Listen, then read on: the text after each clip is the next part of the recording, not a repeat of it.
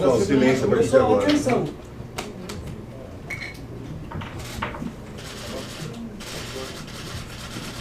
Tudo bem? Tudo bem.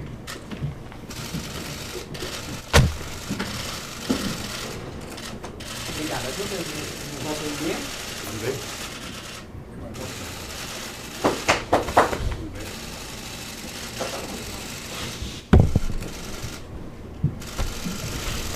Tudo bem? Presidente, tudo bem? Todo mundo tá bem? Não tão bem quanto você, mas estou indo aqui. A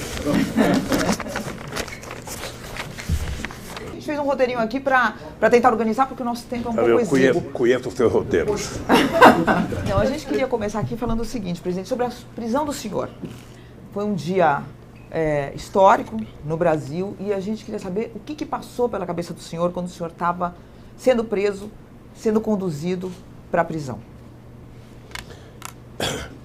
Veja, eu durante todo o processo, eu não sei se eu cheguei a conversar com você na entrevista que nós fizemos, mas eu sempre tive certeza, desde que começou os discursos e o processo da Lava Jato, de que tinha um objetivo central, que ia chegar em mim.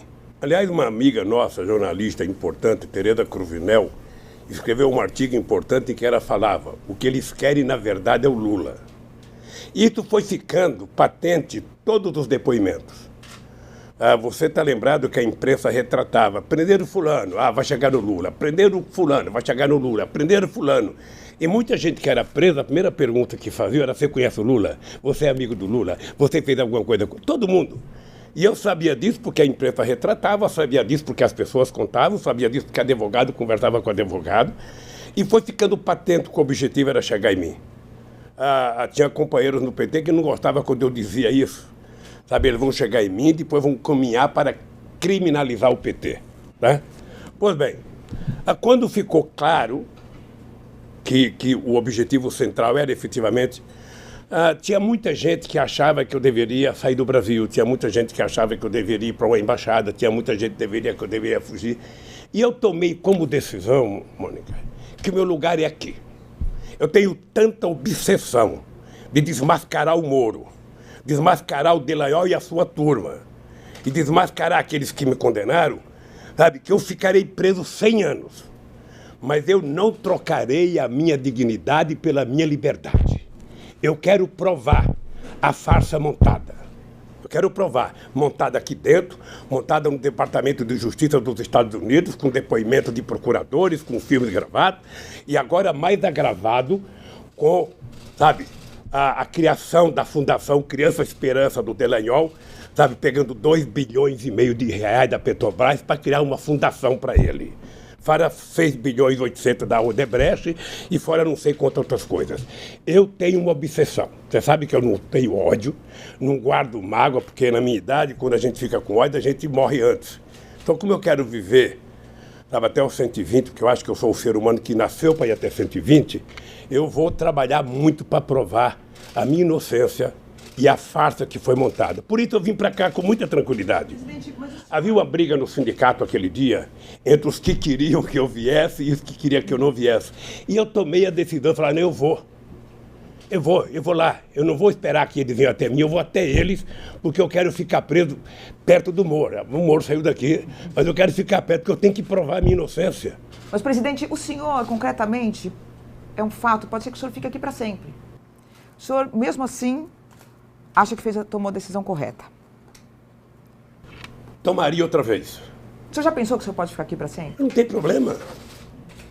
Eu tenho certeza que eu durmo todo dia com a minha consciência tranquila, que eu tenho certeza que o Delanhol não dorme, tenho certeza que o Moro não dorme. E aquele juiz do TRF4 que nem leram a sentença, sabe, fizeram um acordo lá, era melhor que um só tivesse lido e ter falado: olha, todo mundo aqui vota igual.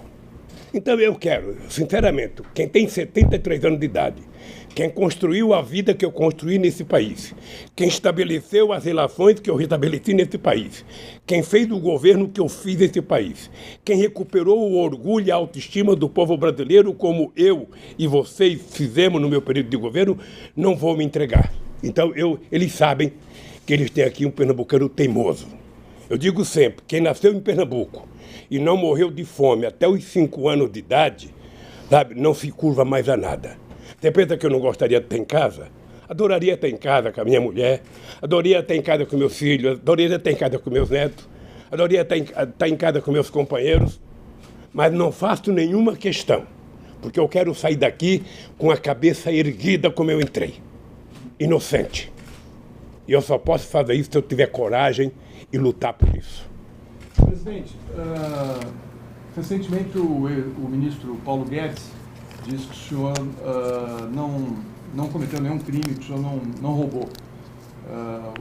O ministro do Bolsonaro admitiu isso. Depois o Marco Aurélio disse, agora recentemente, que também não vê indícios de crime no triplex do Guarujá.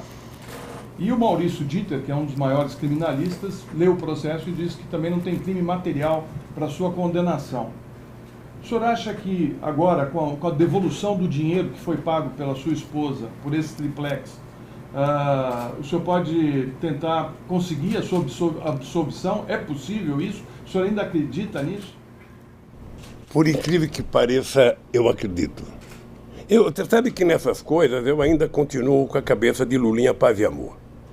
Eu acredito na construção de um mundo melhor, eu acredito no mundo de justiça. Veja, o que eu penso na vida? Eu penso que haverá um dia em que as pessoas que irão me julgar estarão preocupadas com os autos do processo, estarão preocupadas com as provas contidas no processo e não com a manchete do Jornal Nacional, e não com a capa das revistas, e não com as mentiras do fake news. As pessoas se comportarão como juízes supremos de uma corte que é a única coisa que a gente não pode recorrer. Sabe, que já tomou decisões muito importantes.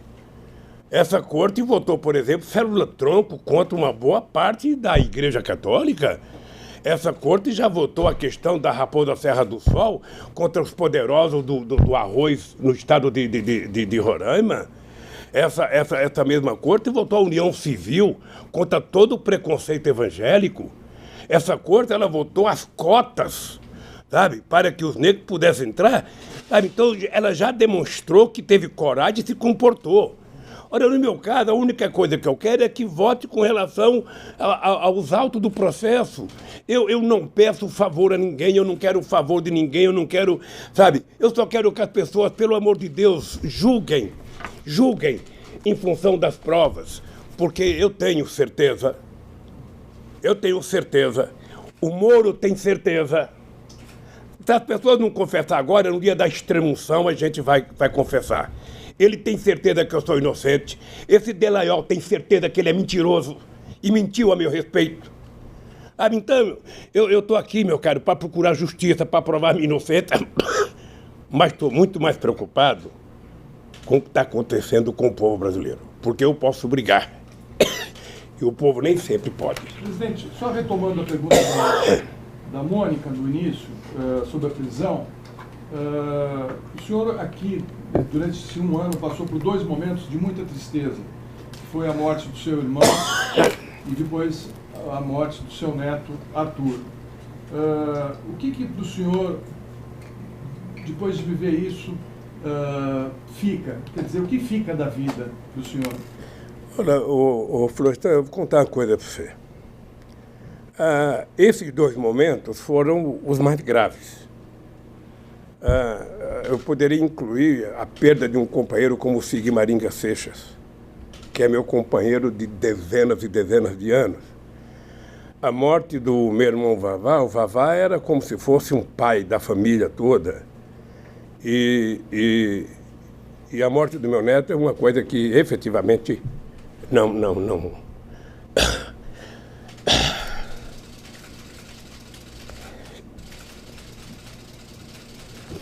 Eu às vezes penso que seria tão mais fácil que eu tivesse morrido. Já vivi 73 anos, poderia morrer e deixar meu neto viver. Mas não são apenas esses momentos que deixam a gente triste. Sabe, eu sou um homem que tento ser alegre, tento trabalhar muito para a questão do ódio, sabe, eu trabalho muito para vencer a questão do ódio, a questão da mágoa profunda.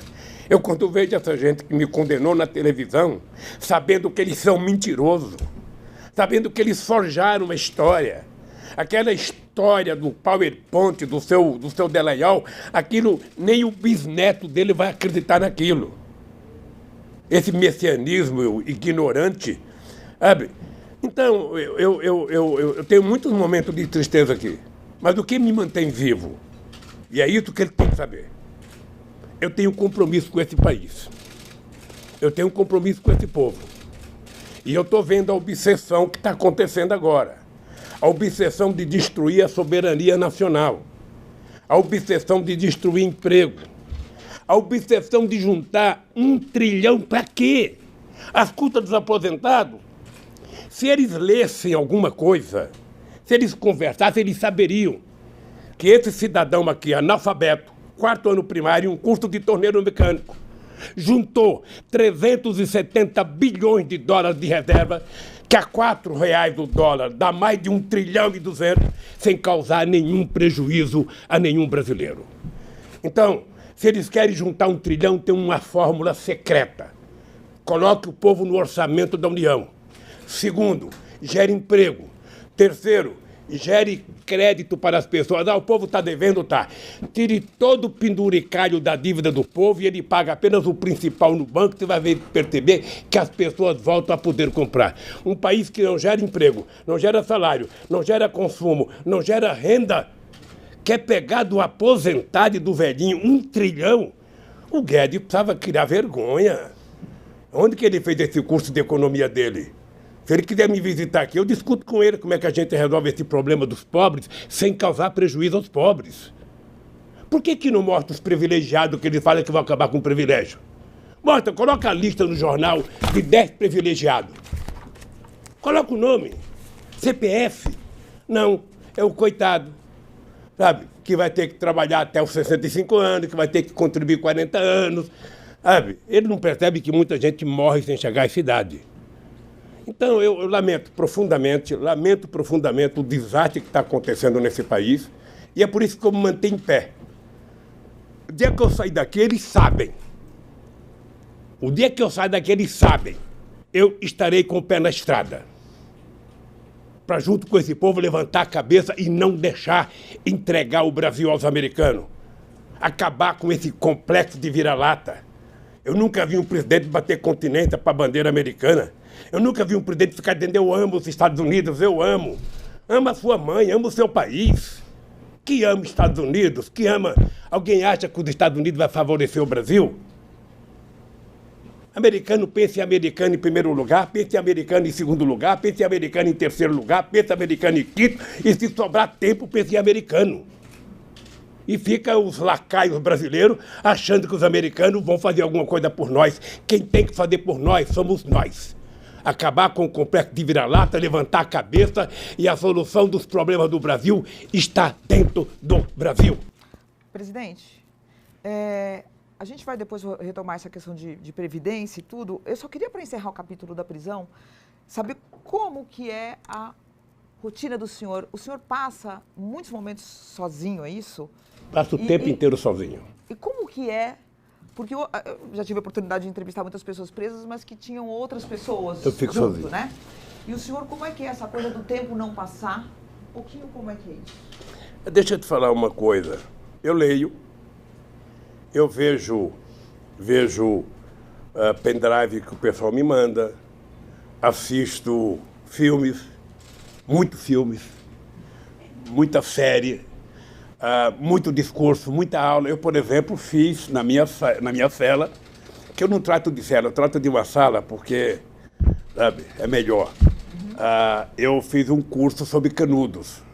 Tem um curso no canal Paz e Bem sobre Canudos, recontando a história, mostrando as mentiras que Euclides da Cunha contou sobre os sertões, sobre Canudos. Ou seja, a história não é aquela. Então, eu fiz um curso de 8 aulas, agora eu sugeri ao Mauro Lopes, do canal Paz e Bem, que faça um curso, Retratos do Brasil, sobre todas as lutas sociais no Brasil. E agora, acho que toda segunda-feira tem uma aula. Eu espero juntar umas 4 ou 5, recebo um pendrive, vou assistindo e vou me aprimorando. Quando eu sair daqui, sairei doutor. Presidente, o senhor queria fazer duas perguntas em uma. O senhor, na sua rotina, lava sua própria roupa, lava suas coisas, e a prisão mudou o senhor em alguma coisa? Deixa eu falar uma coisa para você. É engraçado porque eu sempre tive vontade de morar sozinho. Quando eu fiquei viúvo a primeira vez, em 1971, eu fiquei bravo com a minha mãe porque meu sonho era alugar um kitnet e morar sozinha. Minha mãe morava com a minha irmã, minha mãe abandonou a minha irmã, foi na minha casa e exigiu que eu alugasse uma casa para morar comigo. Eu morei com a minha mãe durante 3 anos e meio. Então eu sempre quis morar só. Sabe aquele sonho que eu nunca tive, sabe? Jogar a cueca para qualquer lado, a meia para qualquer lado, a camiseta para qualquer lado, ou seja, não ter que colher, não ter que prestar conta, não ter ninguém atrás de mim. Colhe, sabe? Recolhe, põe na gaveta, põe no chuveiro. Sabe? Hoje eu faço isso. Mas eu preencho meu tempo vendo muita coisa. Eu assisto reuniões... É o senhor que lava suas roupas, suas coisas? Não. Não? As pessoas trazem? Eu mando para o meu pessoal lavar. Tá. Mas eu curto a solidão tentando aprender, mentalizar a minha espiritualidade, sabe? Tentar gostar mais do ser humano, tentar ficar um pouco mais humano, sabe? Eu acho que eu vou sair daqui melhor do que eu entrei, com menos raiva das pessoas, sabe? Eu vou sair um cidadão bom daqui, e motivado para brigar. Estou doido para fazer uma caravana. Tem um grupo de pessoas militantes que estão aí na porta que dizem bom dia, boa tarde, boa noite para o senhor todos os dias. O senhor escuta esse grito de boa noite, boa tarde, bom dia? Como é que é para o senhor? Não, eu escuto todo santo dia, bom dia, boa tarde, boa noite. Quando tem atividade que eles colocam um carro de som um pouquinho melhor, eu escuto o discurso das 9 horas da manhã às 9 horas da noite, ou seja, música, canta, tudo. Sabe, eu, sinceramente, não sei como um dia eu vou poder agradecer essa gente. Tem gente que está aqui exatamente desde o dia que eu cheguei aqui. Vai para casa, às vezes, lava roupa e volta para cá. Então, eu serei eternamente grato. Não sei se isso já aconteceu alguma vez na história com alguém, sabe? Mas eu sinceramente, não sei como fazer para agradecer. Eu já disse para todo mundo aqui, certamente a polícia tem suas regras, o meu pessoal tem suas regras, mas quando eu sair daqui, eu quero sair daqui a pé e quero ir lá no meio deles. A primeira cachaça eu quero tomar com eles. Presidente, e brindar. Vamos falar um pouco de política nacional. O seu partido perdeu a eleição do ano passado e a extrema-direita chega ao poder com o voto de muitos eleitores que eram do PT. Como é que o senhor avalia essa guinada à direita de um eleitorado que era tão grato à sua administração? Vamos só relativizar tudo isso, porque uma das coisas que eu esqueci de falar na pergunta da Mônica Florestan, importante é que uma das condições que fez com que eu também viesse para cá era porque não havia nenhum advogado naquele instante que não garantisse que eu disputaria as eleições sob júdice. Tá? Havia uma certeza, sabe, de muitos juristas de que não haveria como impedir a minha candidatura. Mesmo condenado, eu poderia concorrer sob júdice. E eu tinha certeza e estava com um orgulho muito grande de ganhar as eleições de dentro da cadeia. É importante lembrar que eu fiz 16 pontos aqui dentro. 16 pontos, sem poder falar. Aí, quando o ministro Barroso fez aquela loucura, sabe, que eu tive que assinar uma carta dizendo para o Haddad ser o candidato, ali eu senti que nós estaríamos correndo risco, porque a transferência de voto não é uma coisa simples, não é uma coisa automática. É uma coisa que leva tempo e eu também tinha certeza que o Haddad poderia representar muito bem a candidatura, como ele representou muito bem a candidatura. Sabe? Nós tivemos uma eleição atípica no Brasil, vamos ser francos. O papel do fake news na campanha, a quantidade de mentira, a robotização da campanha na internet foi uma coisa maluca.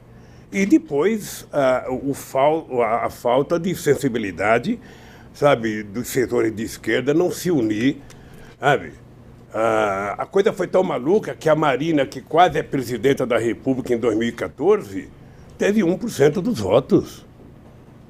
Sabe? A coisa é tão maluca, sabe, que muita gente, e eu respeito o voto do o povo não é bom só quem vota em mim, eu respeito o voto do povo, qualquer que seja o voto do povo, tal.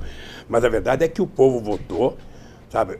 Eu nunca tinha visto o povo, eu não pude nem votar. Então, conta um voto a menos para o Haddad, que foi o meu, que eu não pude dar. Eu nunca tinha visto o povo com tanto ódio nas ruas. Eu fui muito a estádio de futebol. Todo mundo sabe que eu sou corintiano. Eu ia com palmeirense, com santista, com São Paulino, a gente brincava, brigava. Sabe? Mas agora era uma loucura, era uma questão de ódio. E eu tenho acompanhado por leitura, está no mundo inteiro assim. Está no mundo inteiro, ou seja, a política está efetivamente demonizada e vai se levar um tempo muito grande para a gente poder tratar a política com mais seriedade. Veja o caso do Brasil, só para ter uma ideia do caso do Brasil. O que você tem visto nesses 4 meses? Eu não esperava que o Bolsonaro fosse resolver o problema do Brasil em 4 meses. Só propõe, sabe, a fazer análise de 100 dias quem nunca governou. Sabe, quem acha que em 100 dias pode apresentar alguma coisa, realmente ele não aprendeu a sentar a bunda na cadeira. E depois com a família que ele tem. Com a loucura que tem, quer dizer, o inimigo central dele, além do PT, o PT é o primeiro inimigo dele, é o vice. Sabe, quer dizer, é uma coisa loucura. Ele passa a agredir os deputados, depois tenta agradar os deputados, ele diz que está fazendo a nova política, e a política que ele faz é a mesma, porque ele é o velho político, ou seja, então o país está subordinado à desgovernabilidade, à ingovernabilidade. Ou seja, o Brasil está desgovernado. Ele até agora não sabe o que fazer. E quem dita regras é o Guedes. Sabe? O homem de 1 milhão. A única coisa que o povo sabe de 1 trilhão. Sabe? Todo santo dia. Eu vejo o Jornal das 7, vejo o Jornal das 8, vejo o Jornal das 9, o Jornal das 11, o Jornal da meio-dia, o Jornal das 7, em todos os canais.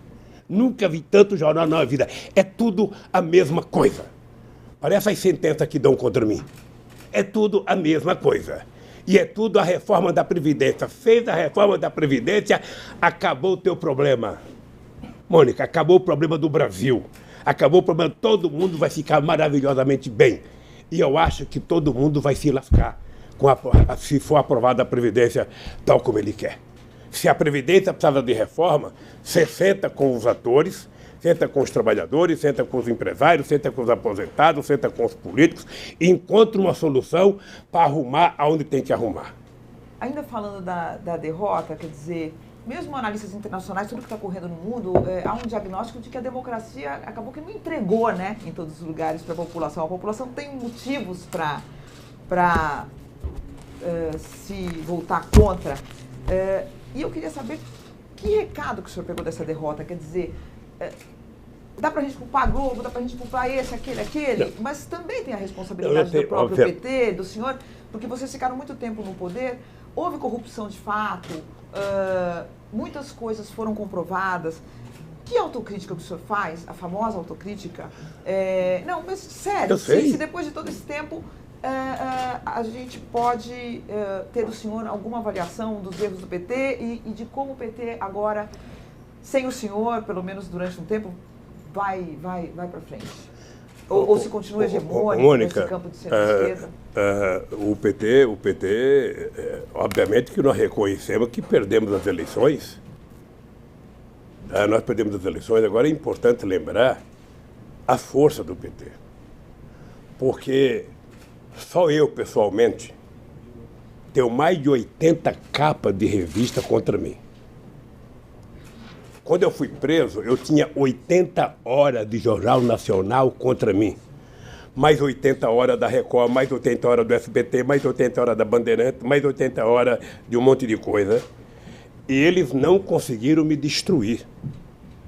Isso significa que o PT tem uma força muito grande. O PT não foi destruído, o PT perdeu uma eleição. Mas o PT provou que é o único partido que existe nesse país enquanto partido político. Quando você falar de partido político no Brasil, você lembra do PT. O resto é sigla de interesses eleitorais em momentos certos. Quem acabou foi o PSDB. Esse acabou. Esse foi dizimado. Então, veja. Então, o PT perdeu as eleições. Acho que o PT, sabe, deve ter cometido erros durante os nossos governos. Devemos ter cometido erro. A parte da corrupção, presidente. Você veja, o Ayrton Senna cometeu um erro só e morreu. A parte da corrupção. Ela pode ter a vida. Agora, se ela foi a vida, que se faça prova. Se faça prova. Teve corrupção, você investiga, a polícia investiga, faz acusação, prova, está condenado. Fomos nós do PT que criamos todos os melhores mecanismos para apurar a corrupção. Não foi nenhum adversário, fomos nós. Não foi o Moro, não foi ninguém, foi o PT, no governo Lula e no governo Dilma, na administração Márcio Tomás Bastos e Tasso Genro, mais o Zé Eduardo Cardoso, que criou todos os mecanismos para garantir fortalecimento da Polícia Federal, com investimento em mais gente, mais inteligência, fortalecimento e independência do Ministério Público, a transparência que nós criamos, Mônica, que eles acabaram agora. A transparência, você poderia saber o papel que a presidenta usava, porque a gente queria transparência. E combater a corrupção é uma marca do PT. Olha, se alguém do PT cometer um erro, e alguém tem que pagar. Por isso, a única coisa que nós queremos é que se apure, que se investigue. Na hora que for investigado e for julgado, sabe, foi condenado. Um pouco, meu colega. Eu falo por Depois mim. ele vai ter 3 perguntas para fazer. Eu falo por mim. Por mim eu falo o seguinte, então desafio Moro, desafio Deleiol, desafio 209 milhões de brasileiros, inclusive você, que é minha jornalista, sabe, a provar a minha culpa. Presidente, eu fiz essa pergunta para o senhor, só depois vai fazer 3 perguntas. A questão de crime, a gente pode ter até a questões de condenações que são revistas na história depois. Eu não quero entrar no mérito da sua condenação, mas eu quero... Mas é difícil, viu? Porque... entrar no mérito, por exemplo, se a gente pegar o caso do sítio, que o senhor, na verdade, houve uma reforma, essa reforma comprovadamente foi feita e o senhor usufruiu dessa reforma. Ainda que não haja crime aí, isso é uma questão que a justiça vai decidir, não é um erro, não houve erro. Não, o senhor deixa eu lhe falar. Nenhum erro, deixa eu falar uma o senhor coisa. não acha que poderia ter sido mais cuidadoso? Deixa eu falar uma coisa para você. Eu poderia ter aceito nunca ir àquele sítio. Então, eu cometi um erro de ir no sítio. Tá? Eu disse, e está provado, tá? Eu disse e está provado, que eu fiquei sabendo daquele maldito sítio dia 15 de janeiro de 2011. Tá? E o sítio tinha dono. Dono, pré-dono e bidono. O Jacob Bittar era meu amigo de 40 anos. O Jacob Bittar comprou o sítio no nome do filho dele, com cheque, sabe, dado pela Caixa Econômica Federal. E a polícia sabe disso, a polícia investigou. Nós tivemos policiais e procuradores visitando casa de trabalhador rural, visitando casa de pedreiro, visitando casa do caseiro.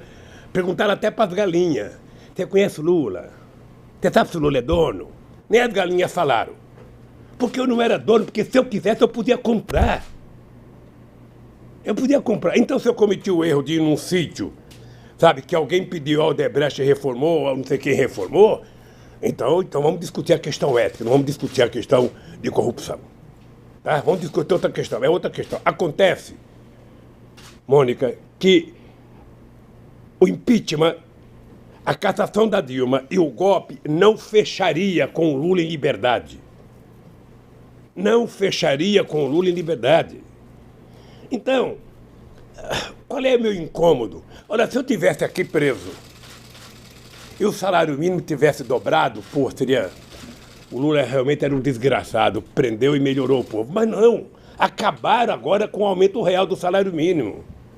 Se eu tivesse aqui e o povo estivesse trabalhando com carteira assinada, não inventaram agora uma história de uma carteira verde e amarela.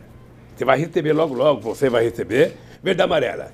Verde e amarela é se você quiser, sabe, ter uma aposentadoria sabe, você pagando pelo banco ou ter aposentadoria normal. Essa opção, ela é mentirosa. Nenhum empresário vai contratar um trabalhador que não esteja com carteira verde e amarela. Foi assim no Fundo de Garantia. Eu estava dentro da fábrica em 1967. O patrão chegava e dizia, você vai fazer opção para o Fundo de Garantia ou vai ficar na estabilidade? Vou ficar na estabilidade, então fora. Era assim. Então essa gente pensa que o povo é imbecil para ficar mentindo o tempo inteiro para o povo. Você, quando fala autocrítica para mim, eu acho que nós devemos ter muito erro. Eu, por exemplo, tive um erro grave. Eu poderia ter feito a regulamentação dos meios de comunicação.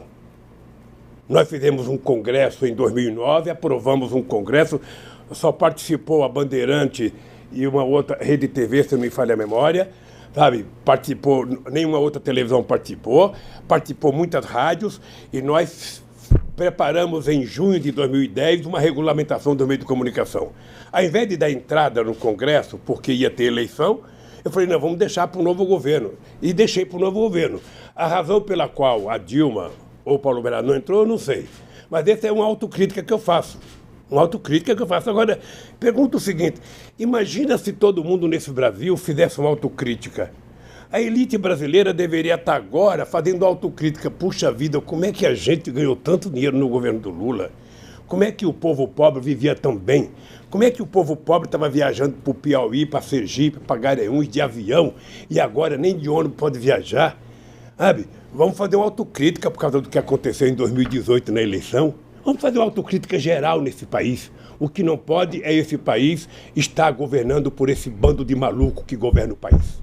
O país não merece isso e, sobretudo, o povo não merece isso. Presidente, a Odebrecht admitiu ter pago 29 milhões de propina no Peru entre 2005 e 2014, em troca da obtenção de contratos.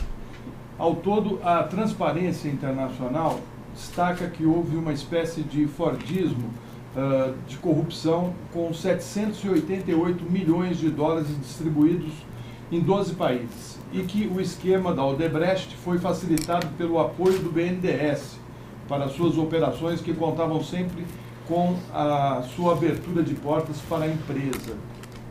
Todo o esquema global contava com financiamento ilegal de campanhas nos diferentes países, sempre aliados do PT e do Brasil. O senhor tinha ciência dessas empresas? Quem está falando isso? A Transparência Internacional. Com base no quê? Eu não sei, eles levantaram esses dados. Levantaram, deve ter lido o jornal o Globo. Só pode ser, porque deixa eu lhe contar uma coisa. Deixa eu contar uma coisa para você que é um jornalista inteligente.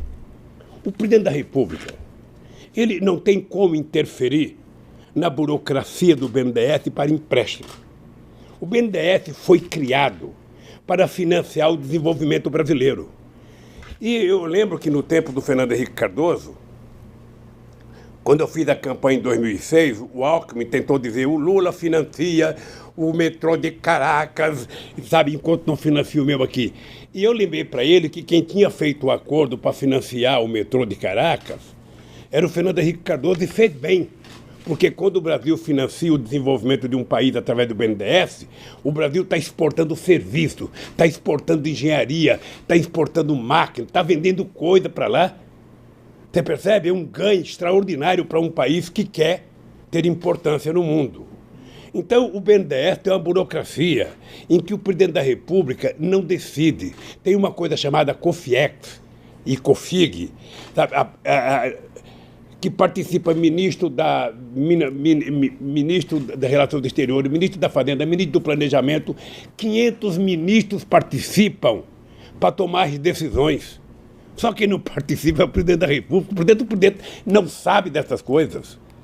E eu sou favorável que o BNDES empreste dinheiro para o desenvolvimento dos países africanos, dos países latino-americanos. Eu sou favorável. O senhor se sente injustiçado por esses empresários? Porque eles cresceram muito, se tornaram multinacionais e depois fazem delações premiadas contra o PT e contra o senhor. Deixa eu falar uma coisa. Contra mim, eu não fico com raiva não pelo seguinte, olha. Eu tenho desafiado os empresários a dizerem quem é que me deu 5 centavos. O Léo, que é o rapaz que está preso aqui, que fez a denúncia contra mim, ele passou 3 anos dizendo uma coisa, Depois ele mudou o discurso, meu advogado perguntou por que ele tinha mudado, ele falou, meu advogado me orientou. E o que ele falou, Lula sabia. Agora o que está provado? A OAS gastou 6 milhões de reais para pagar a funcionário da OAS para uniformizar o discurso dos funcionários com a delação. Então como é que eu posso levar a sério isso? Eu não posso levar a sério. O que eu posso dizer para você é que haverá tempo suficiente para que a gente faça uma investigação. Eu penso, Florestan, quem sabe um jornalista bem informado como você, investigativo como você, poderia aos Estados Unidos saber qual é a intromissão do Departamento de Justiça americano nesse processo do Brasil. Qual é o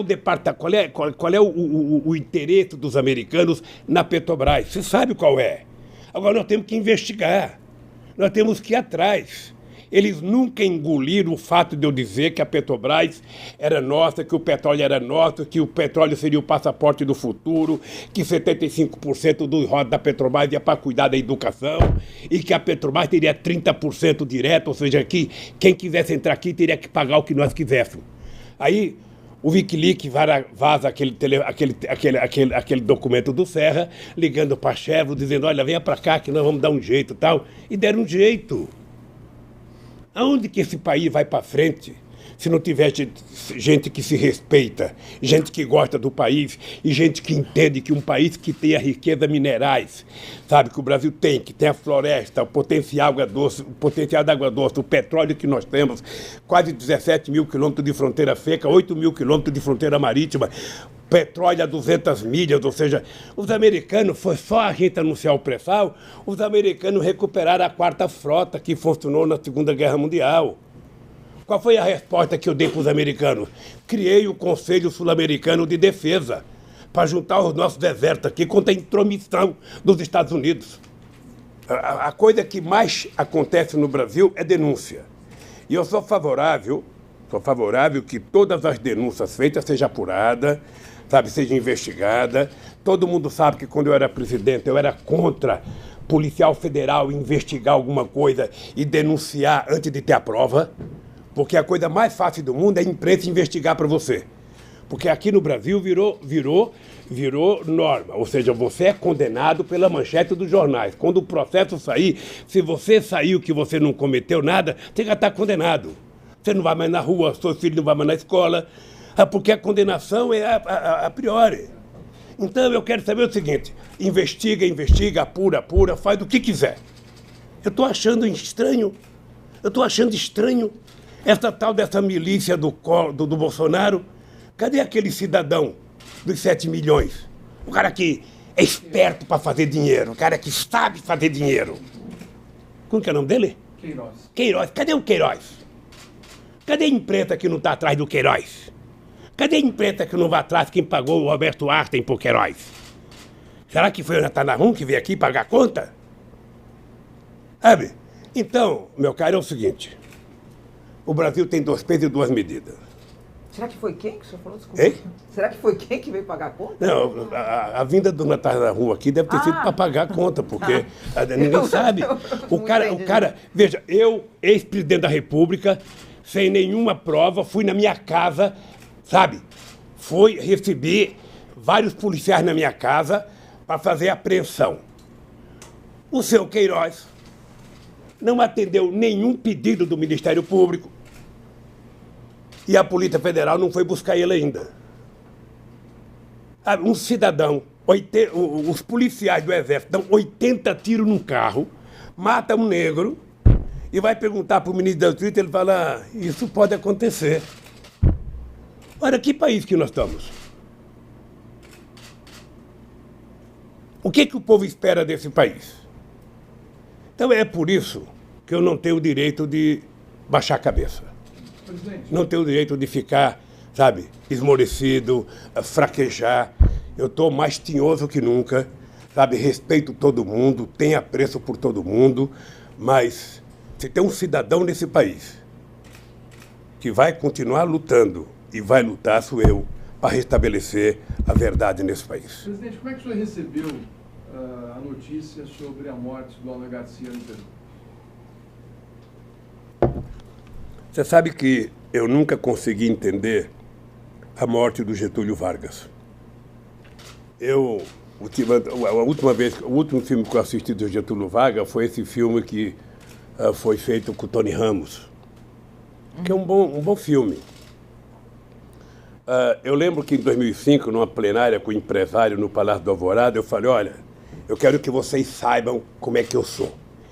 Eu não vou me matar porque não tenho vocação de Getúlio. Eu não vou correr porque não tenho vocação de pedir asilo político. Se alguém quiser me pegar, vai pegar nesse país. E vai me pegar na rua, porque eu vou enfrentar na rua. E comecei a ir para a rua. Isso foi em junho de 2005. Quem quiser me pegar, vai para a rua. É por isso que eu ganhei em 2006 e orgulhosamente terminei meu mandato com 87% de bom e ótimo, 10% de regular e 3% de ruim e péssimo, que deve ter sido, sabe, lá no condomínio do Bolsonaro e na sede do PSDB. Então, eu efetivamente estou convencido que nós temos que lutar hoje muito mais do que já lutamos. O Alan Garcia, ele teve uma reação psicológica que muita gente tem. O nosso reitor da Universidade Federal de Santa Catarina, não é todo mundo que aguenta. Você quer saber de uma coisa? A Marisa morreu por conta disso. Quem está falando é um homem de 73 anos de idade, perto de fazer 74. A dona Marisa morreu por conta do que fizeram com ela e com o filho dela. Tá? A dona Marisa perdeu motivação de vida, a dona Marisa não saía mais de casa, a dona Marisa não queria mais conversar nada. Ou seja, ela morreu, a AVC dela foi por isso.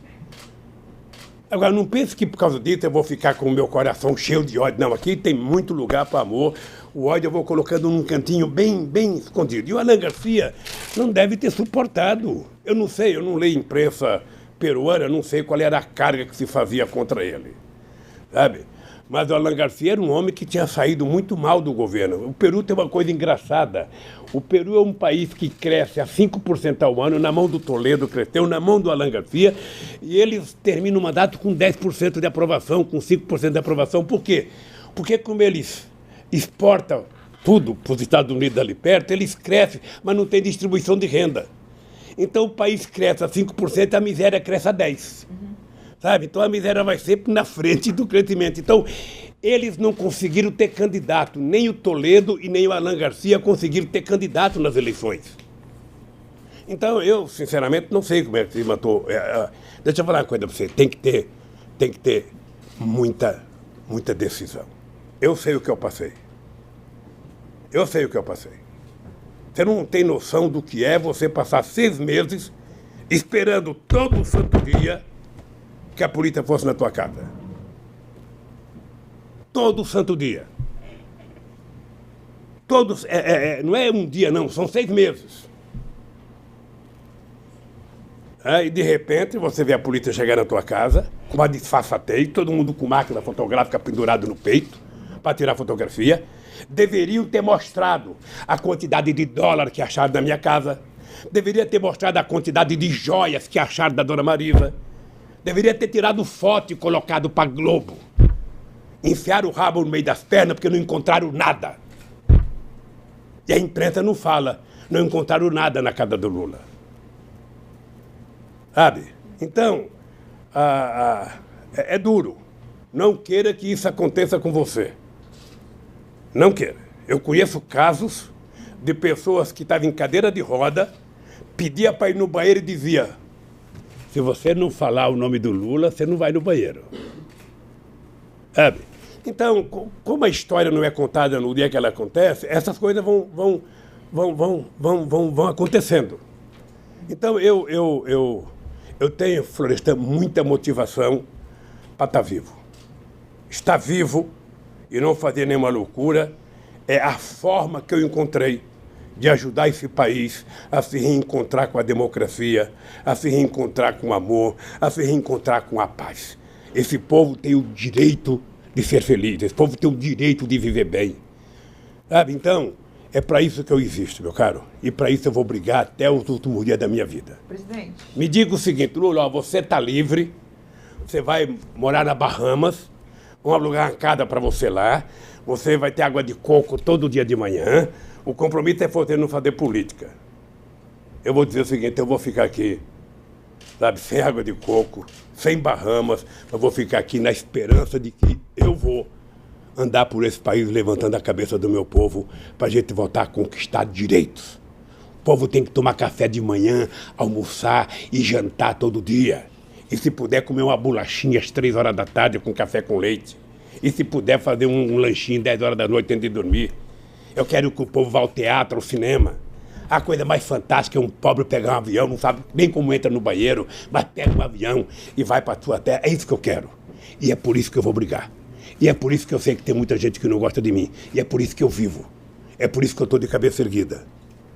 Sabe, não pense que eu estou aqui orgulhosamente, não. Eu estou aqui com orgulho, sabe, de defender o povo. Mas gostaria de estar fora com meus netos e meus filhos. Presidente, o senhor falou que o Bolsonaro ganhou, o PSDB acabou.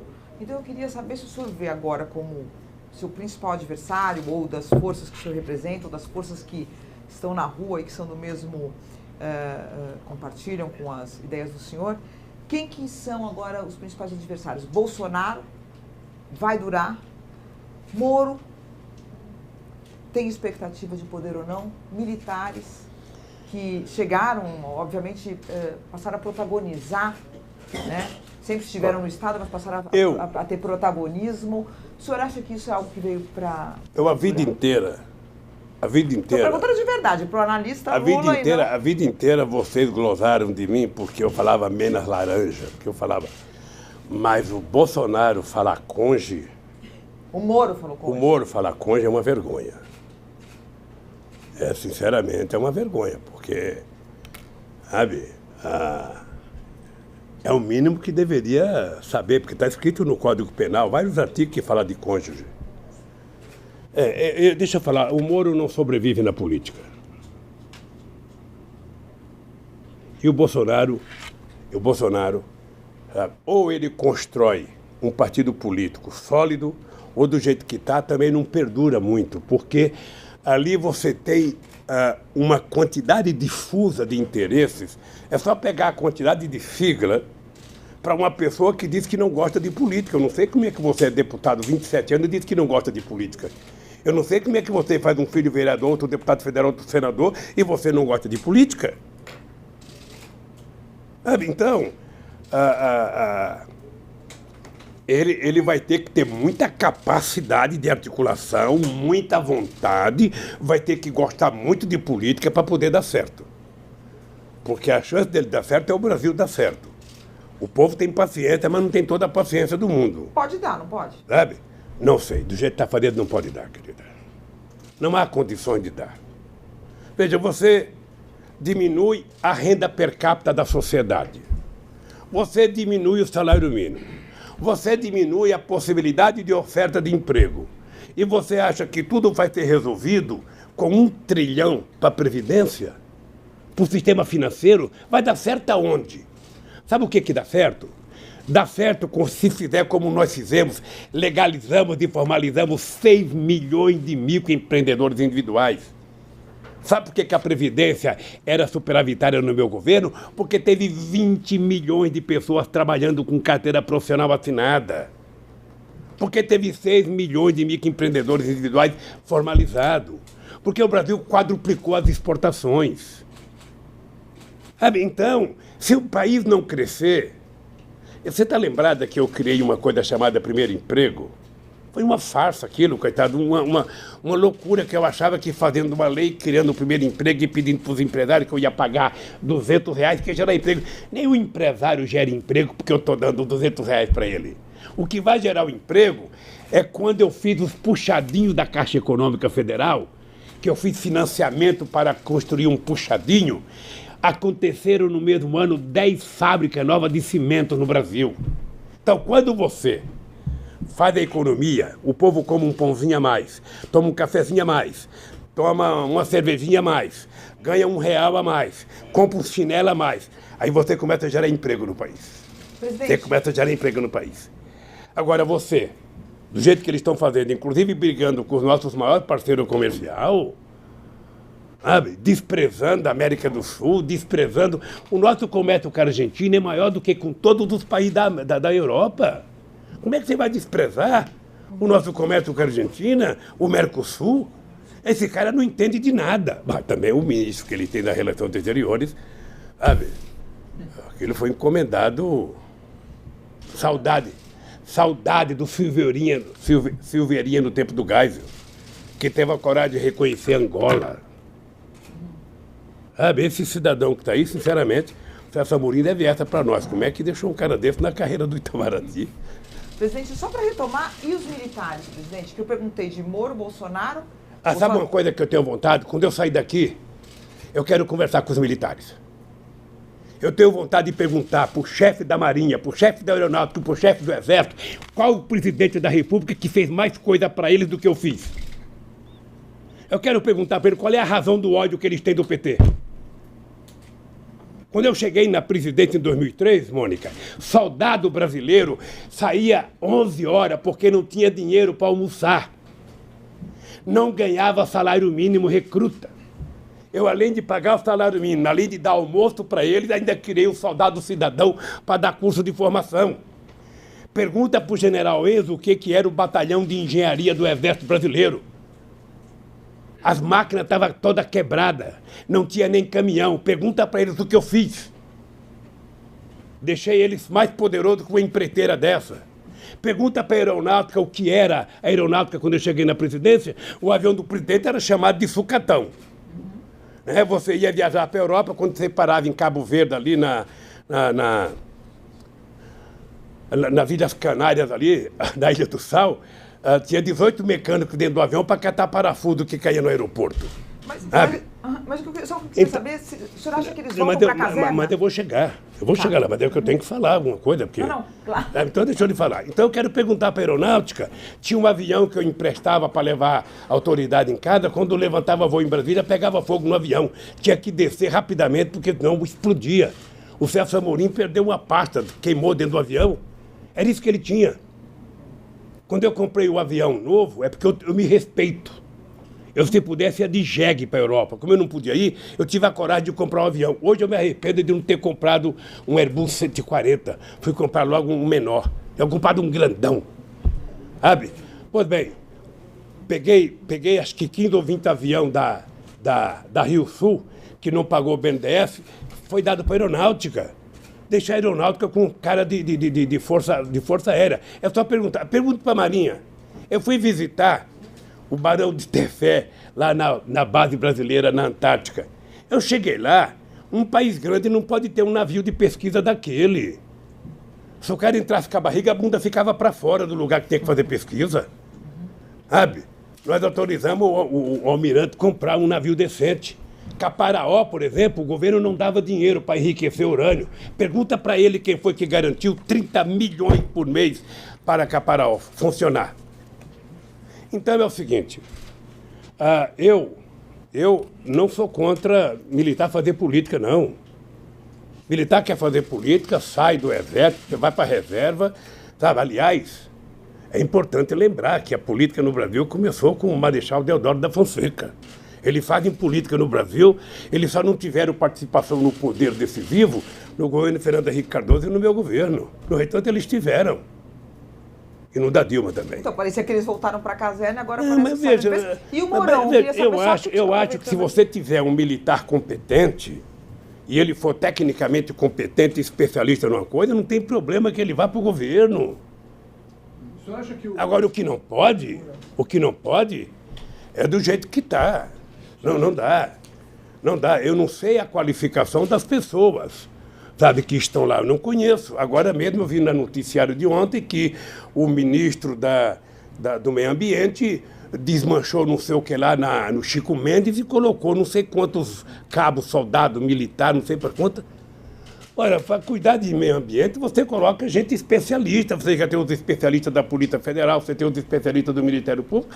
Coloca técnico, coloca, sabe, que militarizar o governo. O senhor conhece... Então, eu não sou contra eles participar, não. Tá. Agora, militar tem que saber que eles têm um papel a cumprir pela Constituição. O militar tem que cuidar dos interesses desse país e da defesa da nossa sociedade contra possíveis inimigos externos.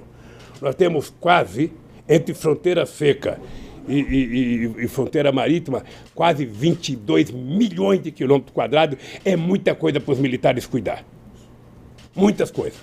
A burocracia, queria que você falasse vamos do deixar para a Mourão. O senhor tem burocrata. acompanhado os movimentos do general Mourão? Eu não posso falar porque eu também não conheço o Mourão. Eu não posso falar. Eu sou agradecido, por exemplo, de um gesto dele na morte do meu neto. Sabe? Ele foi um cara que disse, diferentemente do filho do Bolsonaro, que postou uma série de asneira no Twitter, ele foi um cara que deu uma declaração de que era uma questão humanitária eu ir visitar o meu neto. Eu estou vendo a briga, eu vou acompanhando a briga. Ninguém nunca mais, Mônica, ninguém nunca mais, presta atenção, ninguém nunca mais vai ter nesse país uma dupla harmônica como Lula e Zé Alencar. Sabe? Um sindicalista e um empresário. Sabe? Que fez esse país ter orgulho, que fez esse país crescer. Eu duvido, Mônica, que tenha um empresário nesse país ter sido tratado com mais respeito por qualquer governo do que por mim. Duvido. A diferença é que eu tratava ele bem, mas também tratava o sem terra, tratava o sem casa, tratava os moradores de rua, tratava, sabe? Tratava a sociedade brasileira. Então, eu posso te dizer, Mônica, esse povo é a minha motivação. Eu quero que você saia daqui e você retrata o seguinte: você não conversou com um cidadão alquebrado. Você conversou com um cidadão que tem todos os defeitos que um ser humano pode ter, mas tem uma coisa que eu não abro mão. Isso eu aprendi com a dona Lindu, que nasceu analfabeta e morreu analfabeta. Dignidade e caráter não tem shopping, não tem supermercado, e você não aprende na universidade. Isso é de berço. Isso eu tenho demais, e não abro mão disso. Esse é o meu patrimônio. Presidente, eu queria falar um pouco da questão internacional. Recentemente, a Ucrânia elegeu um humorista como presidente da República. A direita tem avançado fortemente em vários cantos do planeta. E vai ter eleição agora nesse fim de ano na Espanha. Eu queria saber... nesse fim de semana, desculpa, vai ter uma eleição nesse fim de semana na Espanha. Eu queria saber como é que o senhor vê essa eleição, já que houve um crescimento da direita, apesar dos progressistas do PSOE estar na frente nas pesquisas. Eu acredito que na Espanha o PSOE e o Podemos vão ganhar as eleições. Tá? E outro setor de esquerda. O avanço da direita no mundo é a desmoralização da política no mundo.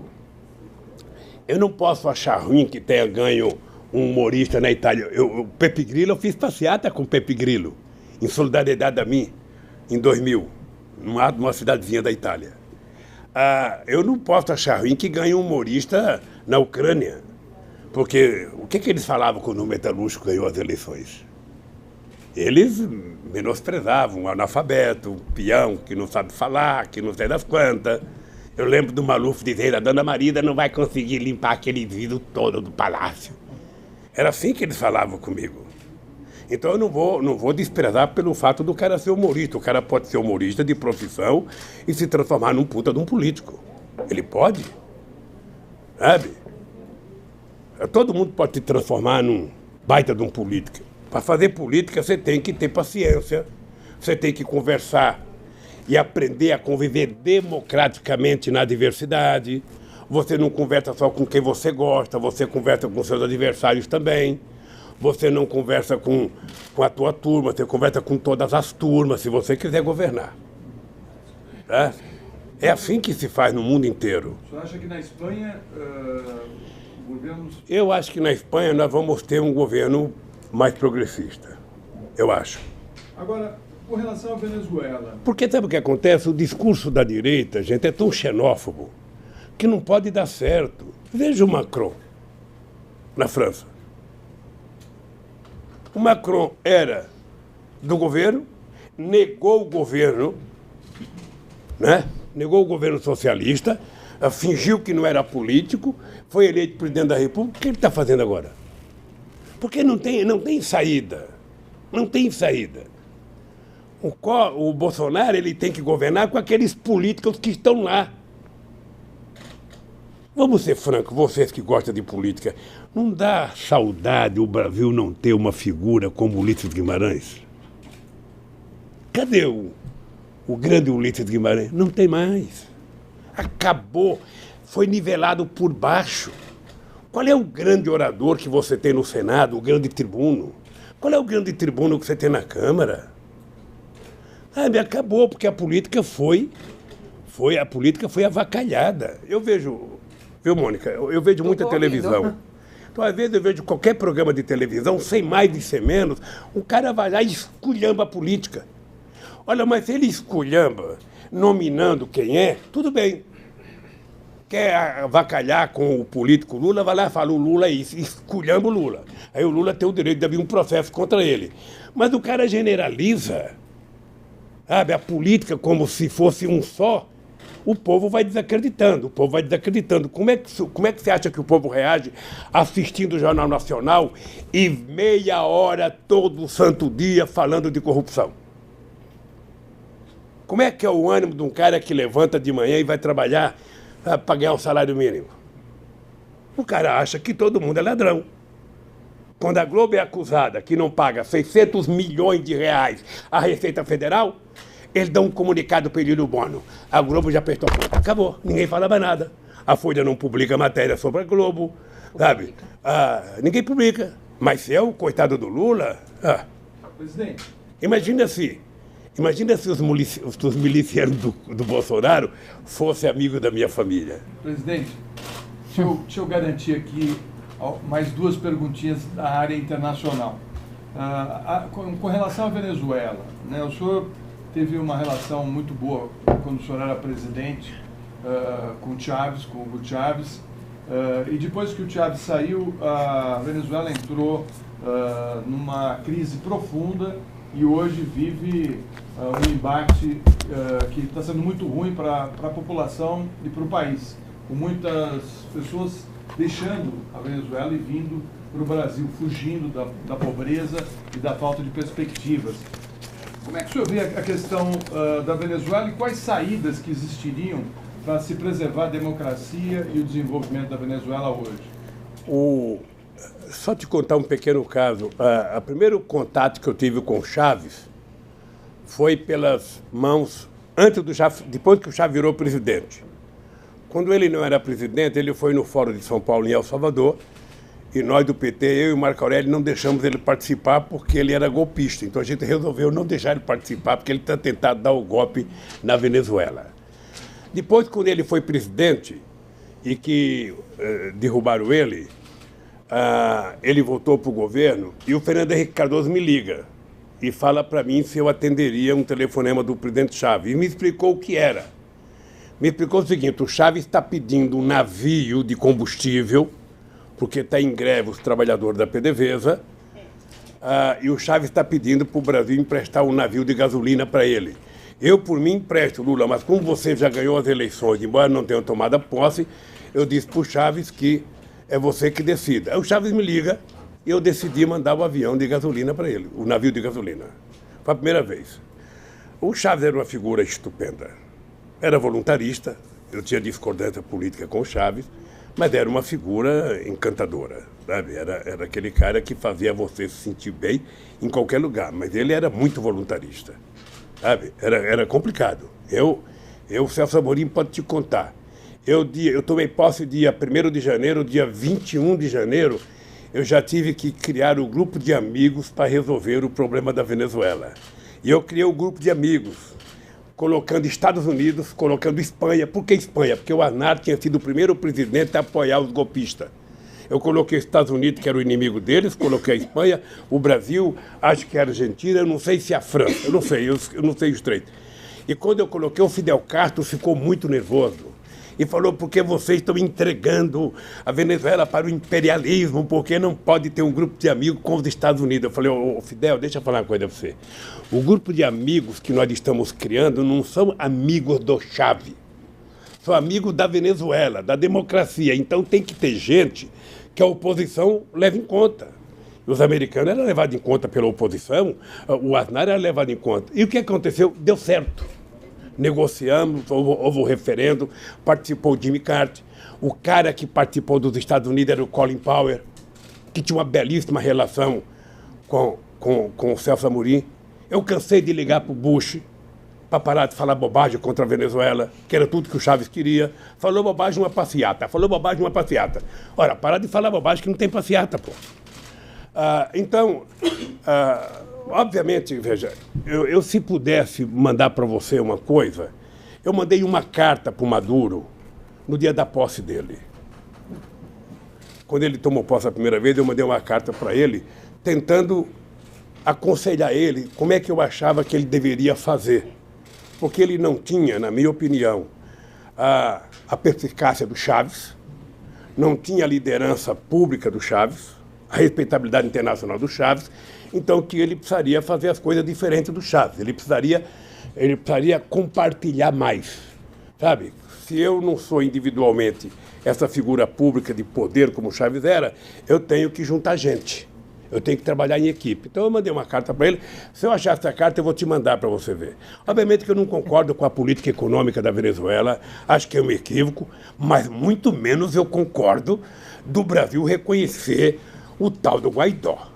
Sinceramente, é uma pouca vergonha. É levar o Brasil ao mais baixo nível de política externa que eu já vi na vida. E depois aquela vergonha de dizer que ia mandar caminhão de alimento e mandar 2 caminhonetes vazias. O Brasil precisava tomar cuidado com a Venezuela, porque o Brasil chegou a ter 5 bilhões de dólares de superávit. Sabe por que nós resolvemos fazer a refinaria Abreu e Lima lá em Pernambuco? Porque era preciso que a gente importasse alguma coisa da Venezuela, porque estava muito desbalanceado. Ninguém pode fazer comércio tendo superávit muito alto. O Brasil tinha quase 5 bilhões, eles não produziam nada. Comprava tudo do Brasil, até ovo. Eu não esqueço um dia que eu fui à Venezuela visitar a base do Sukhoi do Chávez, e ele estava me contando, todo entusiasmado, os engenheiros soviéticos montando lá o Sukhoi, e eu tinha saído do hotel, e no hotel não tinha leite e não tinha ovo. Eu falei, Chávez, você não sabe que a segurança alimentar é a arma mais importante para um país? Sabe, que quer fazer guerra, o povo tem que ter o que comer. Aí você gastou não sei quantos bilhões nisso aqui, e é capaz de ter uma guerra, você, o soldado, não poder guiar, porque está com fome. Eu não tinha leite nem coisa no hotel, Chávez. Sabe, não tinha nem leite, nem ovo, então é preciso cuidar, sabe, da Venezuela crescer. A Venezuela tem tudo, tem água, tem sol, tem energia, tem... A Venezuela poderia ser um país quase que autossuficiente, mas como a doença da vaca holandesa prevaleceu, então tudo depende da PDVSA. Como a PDVSA também não fez investimento em modernização, ela também não produz o tanto que deveria produzir. Mas eu não concordo, hipótese alguma, com os Estados Unidos e a Colômbia querer se meter na Venezuela. Cada um se meta na sua vida, cada um cuide da sua vida e deixe o povo da Venezuela democraticamente escolher o seu dirigente. Se o povo quiser ir para a rua para derrubar, que vá para a rua e derruba, mas é o povo, não é o Trump que vai derrubar o governo da Venezuela. Então, é preciso apenas respeitar a autodeterminação dos povos. Presidente, na Argentina, o Macri, que é um político neoliberal, não conseguiu sucesso na economia. Está já prometendo uma regulação nos preços, né? Vai vir aí Vai fazer o que o Sarney fez em 86. Isso. Vai fazer um controle nos preços e ele está caindo nas pesquisas e a Cristina Kirchner está na frente dele. Como é que o senhor analisa a eleição na Argentina? O senhor acha que a Cristina tem chances de voltar? Quais os caminhos que o senhor acha que a Argentina vai trilhar daqui para frente? Tudo que eu desejo é que a Argentina encontra o caminho da democracia. Eu convivi com o Kirchner, convivi com a Cristina, e eu acho que eles foram um bem enorme para o povo argentino. Eles, obviamente, que alimentaram o ódio da elite argentina, daqueles mesmos que apoiavam o Cavalo quando era ministro da Fazenda e achava que os Estados Unidos iriam colocar, sabe, muito dinheiro na Argentina. Não colocou, quem colocou foi a seriedade do Kirchner e da Cristina, que ganharam a confiança do povo e fez a Argentina produzir, sabe, e ter uma economia forte. A fome votou na Argentina, o desemprego votou na Argentina, o povo votou para a rua.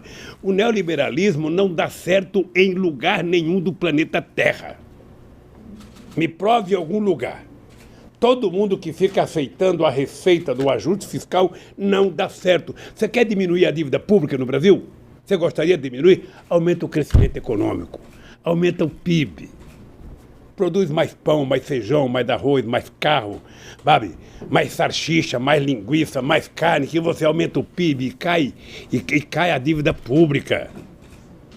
Então, eu estou torcendo para que a Cristina, se ela for candidata, ganhar as eleições. O povo argentino, na sua maioria, vai ser muito mais feliz. Presidente, como é que o senhor viu a declaração do César Battisti, que foi secretário de Estado, dizendo e admitindo que participou de 4 assassinatos? O senhor se arrependeu de ter tomado a decisão de deixar ele vivendo no Brasil? Eu não me arrependi porque eu não sabia. Veja, eu recebi informações através do Ministério da Justiça que tinha conhecido o processo e que ele não tinha crime. Com base nisso, o Tarso orientou a tomar a decisão. Nós tomamos a decisão. Ora, se depois disso ele assumiu o que fez, eu lamento profundamente. Aliás, eu não conheci o Battisti, porque eu acho que eu não fazia parte da turma que ele tinha confiança. Então esse cidadão ficou no Brasil, sabe? Foi preso na Bolívia, e eu não conhecia, mas eu lamento profundamente que ele tenha confessado. Meu amigo Mino Carta tinha razão, porque o Mino bateu muito. O Mino bateu muito no PT por conta da decisão do PT. Entendeu? Que eu encontrei o Mino Carta, eu vou dar um abraço nele e falar: Mino, desculpa, você tinha razão com o tal do Battisti. Também não sei as condições que ele confessou, né? Também não sei, porque uma porradinha aqui, uma porradinha lá, um choquezinho aqui, outra acolá. Aí o cara termina falando coisa que eu não sei se falaria. Hein? Você acha que na... Não sei. Aí essa suposição é só maldade minha. Presidente, queria voltar um pouquinho para a política nacional. Como é que o senhor está vendo o quadro e como é que vai ser o PT com a esquerda? O senhor soube, né? Eu imagino que o senhor sabia que estou vendo que o senhor está informado de tudo. O Cid Gomes e o Ciro têm aquele bordão: Lula está preso, babaca. Isso não é bordão, isso é uma constatação. Eu estou preso, não precisava Você chamar. não fica chateado, não? Só não precisava. Não, veja, só não precisava chamar os outros de babaca. Uhum. Mas dizer que o Lula está preso é apenas constatar. Só ler o jornal que vê que eu estou preso. Posso te dizer uma coisa carinhosa? Primeiro, eu acredito que a esquerda brasileira ela está acumulando um conjunto de pessoas muito importante. Né? Vamos pegar o PT. O PT, apesar de algumas pessoas não gostarem do PT, o PT é um partido muito forte. Aliás, eu posso dizer que é o único partido efetivamente organizado em todos os estados brasileiros, com cabeça, tronco e membro. Você tem, sabe, o Ciro Gomes, que é uma figura importante no Brasil. Você tem o Flávio Dino, que é uma figura importante no Brasil. Você tem alguns governadores importantes do PT na Bahia, em Sergipe, no Ceará e a Fátima no Rio Grande do Norte. Você tem alguns governadores importantes do PSB. Você tem uma novidade política no Brasil que não teve um bom desempenho eleitoral, mas um menino que vai crescer muito, que é o companheiro Boulos, sabe? Então, eu acho Haddad, que... isso não fala. Eu tenho o Haddad, porque eu falei do PT, eu não queria personalizar só no Haddad, mas você tem o Haddad, que é uma figura importante. O Haddad, embora não tenha saído vitorioso nas eleições, ele se notabilizou como uma figura muito importante. Sabe? Obviamente que se o o Bolsonaro tivesse aceitado apenas um debate ou 2 debates, sabe? É a segunda eleição que não tem debate. Eu não sei se vocês se lembram, quando eu fui candidato com o Fernando Henrique Cardoso em 94, não teve debate. Em 98 não teve debate. E ninguém colocava a cadeira vazia. Apenas não colocava, sabe? Eles não iam ficar por isso mesmo. E o Bolsonaro efetivamente não tinha sustentação para debater. Sabe por quê? Eu acho que ele nunca se importou em aprender. Eu fui obrigado a aprender um pouco de economia por conta da minha atividade sindical. Eu era obrigado a aprender para negociar. Eu era obrigado a aprender. Depois, no PT, eu fazia, pelo menos uma vez por mês, reuniões com 30 dos mais renomados economistas desse país. E, sabe? Então, eu acho que o Bolsonaro não gosta, sabe, disso. E eu acho que a esquerda vai apresentar um projeto. Eu digo para o PT, não tem que apresentar propostas. Sabe? Apresenta o programa que o Haddad apresentou na campanha. Faz um confronto de ideia para a sociedade perceber que é possível um outro Brasil. É possível, Mônica, porque eu provei na prática que é possível construir um novo Brasil. Eu consegui provar com a bênção de Deus e do povo brasileiro que o povo não é problema, o povo é solução. Eu consegui provar isso. Então eu estou convencido que a esquerda... deixa eu dizer uma coisa pessoal. Eu pessoalmente gosto de Ciro Gomes. Tenho respeito pelo Ciro Gomes. O Ciro Gomes, ele não causa mal ao PT. Ele causa mal a ele. Tá? O Ciro Gomes precisa aprender uma lição elementar. É aprender a ouvir coisas que você não gosta. É suportar os contrários. É aprender a conviver na diversidade. Ele precisa aprender essa lição mínima. Quando ele foi governador do Ceará, ele não precisava disso. Quando ele foi prefeito de Fortaleza, não precisava disso. Mas agora, para ser presidente do Brasil, ele precisa. E ninguém será presidente do Brasil se romper com o PT, com o PCdoB, ou seja, pela direita, não sei se a direita aceitaria ele. Como eu gosto do Ciro, sabe? O dia que ele pedir para me visitar, eu vou aceitar que ele me visita aqui, sabe? Para ter uma conversa boa com ele. Porque eu gosto dele. Eu gosto do Flávio Dino. Sabe? Não sei se a Marina tem um dia a propensão de votar para os setores de esquerda, porque a Marina acabou, né? Coitada. Ter 1% só no processo eleitoral, depois de ser quadra presidenta, é muito pouco. Eu não sei o que ela vai fazer. Mas eu penso que a esquerda pode construir um grande projeto para o Brasil e pode voltar ao poder. Sem o PT na hegemonia, né? Como isso já era... Desde o PT, isso eu defendo... Por que o PT, de vez em quando, aparece como hegemônico? Você acha que um partido que tem 30% de voto vai começar abrindo mão da sua candidatura? Não vai. Como eu acho que o PT já teve presidente 4 vezes, eu acho que em algum momento o PT pode escolher um companheiro de outro partido político e ser candidato a presidente. Sabe? O PT pode participar do governo, o PT pode ter vice, o PT, sabe?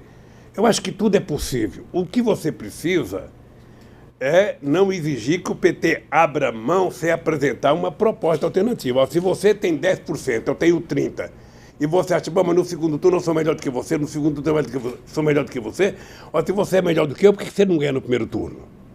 Eu lembro do Brizola em 89. O Brizola é uma pessoa que faz falta no Brasil hoje. Sabe, eu lembrei do Ulisses Guimarães, o Brizola é uma pessoa, uma raio, uma pessoa que faz falta. Sabe os velhos da política que fazem falta? A sabedoria política, não tem mais isso. Fernando Henrique, não? O Fernando Henrique Cardoso é o seguinte, o Fernando Henrique Cardoso não tem jogado um papel que o nome dele deveria merecer. Ele fala muito sobre quase tudo desnecessariamente. Sabe, eu, sinceramente, acho que ele poderia ter um papel, sabe, de grandeza para quem já foi presidente da República, para quem foi chamado de príncipe da sociologia. Ele poderia ter um papel mais respeitoso com ele mesmo, não é comigo. O problema do Fernando Henrique Cardoso é que ele nunca aceitou o meu sucesso. Ele me adorava no fracasso. tá? Quando eu fui eleito, que ele falou, bom, o Lulinha só vai durar 4 anos, e aí eu vou voltar com pompa e tudo, sabe? Ele me tratava bem, sabe? Eu chego a dizer que eu achava que ele queria que eu ganhasse ao invés do Serra. É porque ele fala, o Lula vai ganhar, um coitado metalúrgico, não vai conseguir fazer nada, eu vou votar 4 anos depois, cheio de moral. O Serra, se ganhar, vai me ferrar. Então, prefiro... Não deu certo. Porque quem deu certo não fui eu. Quem deu certo foi a paciência e a competência do povo brasileiro, que me ajudou, que acreditou. Você está lembrado quantas vezes eu dizia, olha, meu governo vai ser medido por 4 anos. Não adianta cobrar de mim agora. Isso aqui é que nem um pezinho de jabuticaba. Você planta, se ele não for enxertado, ele demora 15 anos para dar. Se ele for enxertado, vai dar no primeiro ano. Mas você tem que jogar água, tem que ter sol. O governo é isso. E eu tinha muito medo de não dar certo. Vocês estão lembrados que eu dizia, eu não posso dar errado. Eu tinha muito medo do Wałęsa na Polônia. Eu olhava para o Wałęsa, o fracasso do Wałęsa, ser presidente da República, sabe, depois do estaleiro de Gdansk, e na reeleição ter 0,5% dos votos. Eu falei, Deus me livre, eu não quero ser isso. E graças a Deus, o povo brasileiro, sabe, me fez. Até hoje eu tenho muito orgulho de ser considerado o melhor presidente da história do Brasil. Carrego isso com muito orgulho. Ninguém vai tirar isso do povo brasileiro. Ninguém. E quem quiser ganhar de mim, que faça mais. Não é me xingar. Mas já ganharam do senhor, hein? Sabe? Hein? Ganharam agora do senhor, né? De mim não concorri. Não concorreu. Bom, presidente... Se eu tivesse concorrido, eu certamente ganharia as eleições. O senhor pensa em concorrer, presidente? Vamos não imaginar, o senhor está preso e não pode concorrer durante muitos anos. A Folha de São Paulo escreveu que eu só vou ser candidato em 2039? Mas o senhor seria candidato velho, assim, deixa eu te bem contar. mais velho? Eu sou um homem muito... O senhor não bota na cabeça que o senhor nunca mais vai ser Eu sou um homem de candidato? muita crença. Eu vejo os cientistas falar que o homem que vai viver 120 anos já nasceu. E por que não sou eu? Mas o senhor seria... Então... Não, efetivamente, deixa o senhor eu falar pensa concretamente falando. Veja, eu acho que a Igreja Católica ensinou o seguinte, olha, com 75 anos o bispo se aposenta, sabe? Que é melhor dar lugar para o novo. Eu acho que vai surgir muita gente boa nesse país e eu me contentarei em apoiar qualquer pessoa daqui para frente para ser candidato a presidente da República. Agora, eu estou vendo nos Estados Unidos um monte de gente com 78, 79 querendo ser candidato. E isso começa a muriçar, começa a me dar um chambugão aqui no pé, uma coceira. Eu falo, quem sabe eu ainda posso voltar, com uma bengalinha na mão. Aí... Como é que fala a música do velhinho? Bota o velhinho na parede, o velhinho está de volta, quem sabe? Mas se depender de mim, eu vou trabalhar para ter alguém mais novo, alguém com mais energia. Presidente, o seu ex-ministro Palocci virou agora delator. Ele disse, inclusive, que havia uma conta no exterior no nome do Joesley, onde era depositado dinheiro para o PT. Ele disse também que as 2 campanhas da Dilma para a presidência custaram 1,4 bilhões de reais, mas que não foi declarada a justiça eleitoral. Por que o senhor acha que o seu ex-ministro estaria mentindo? Olha, bom, primeiro, se ele disse que o Joel tem uma conta no exterior, eu acho que o Joel deve ter conta no exterior em vários países, porque ele tem fábrica em vários países. Não vejo nenhuma novidade. A segunda, eu lembro de um tempo que saiu na imprensa que o Joel tinha aberto uma conta para mim no exterior, que era para o meu futuro. Depois ele disse que utilizou a conta para comprar a ilha, sabe? A ilha que era do Hulk, lá em Angra do Reis, para dar de presente para a mulher dele, comprou um barco não sei para quê. Ou seja, então, o dinheiro que ela disse que é meu, ele gastou. Quando eu sair daqui, vai abrir um processo contra ele, para devolver o que é meu, segundo ele disse. Segundo, veja, eu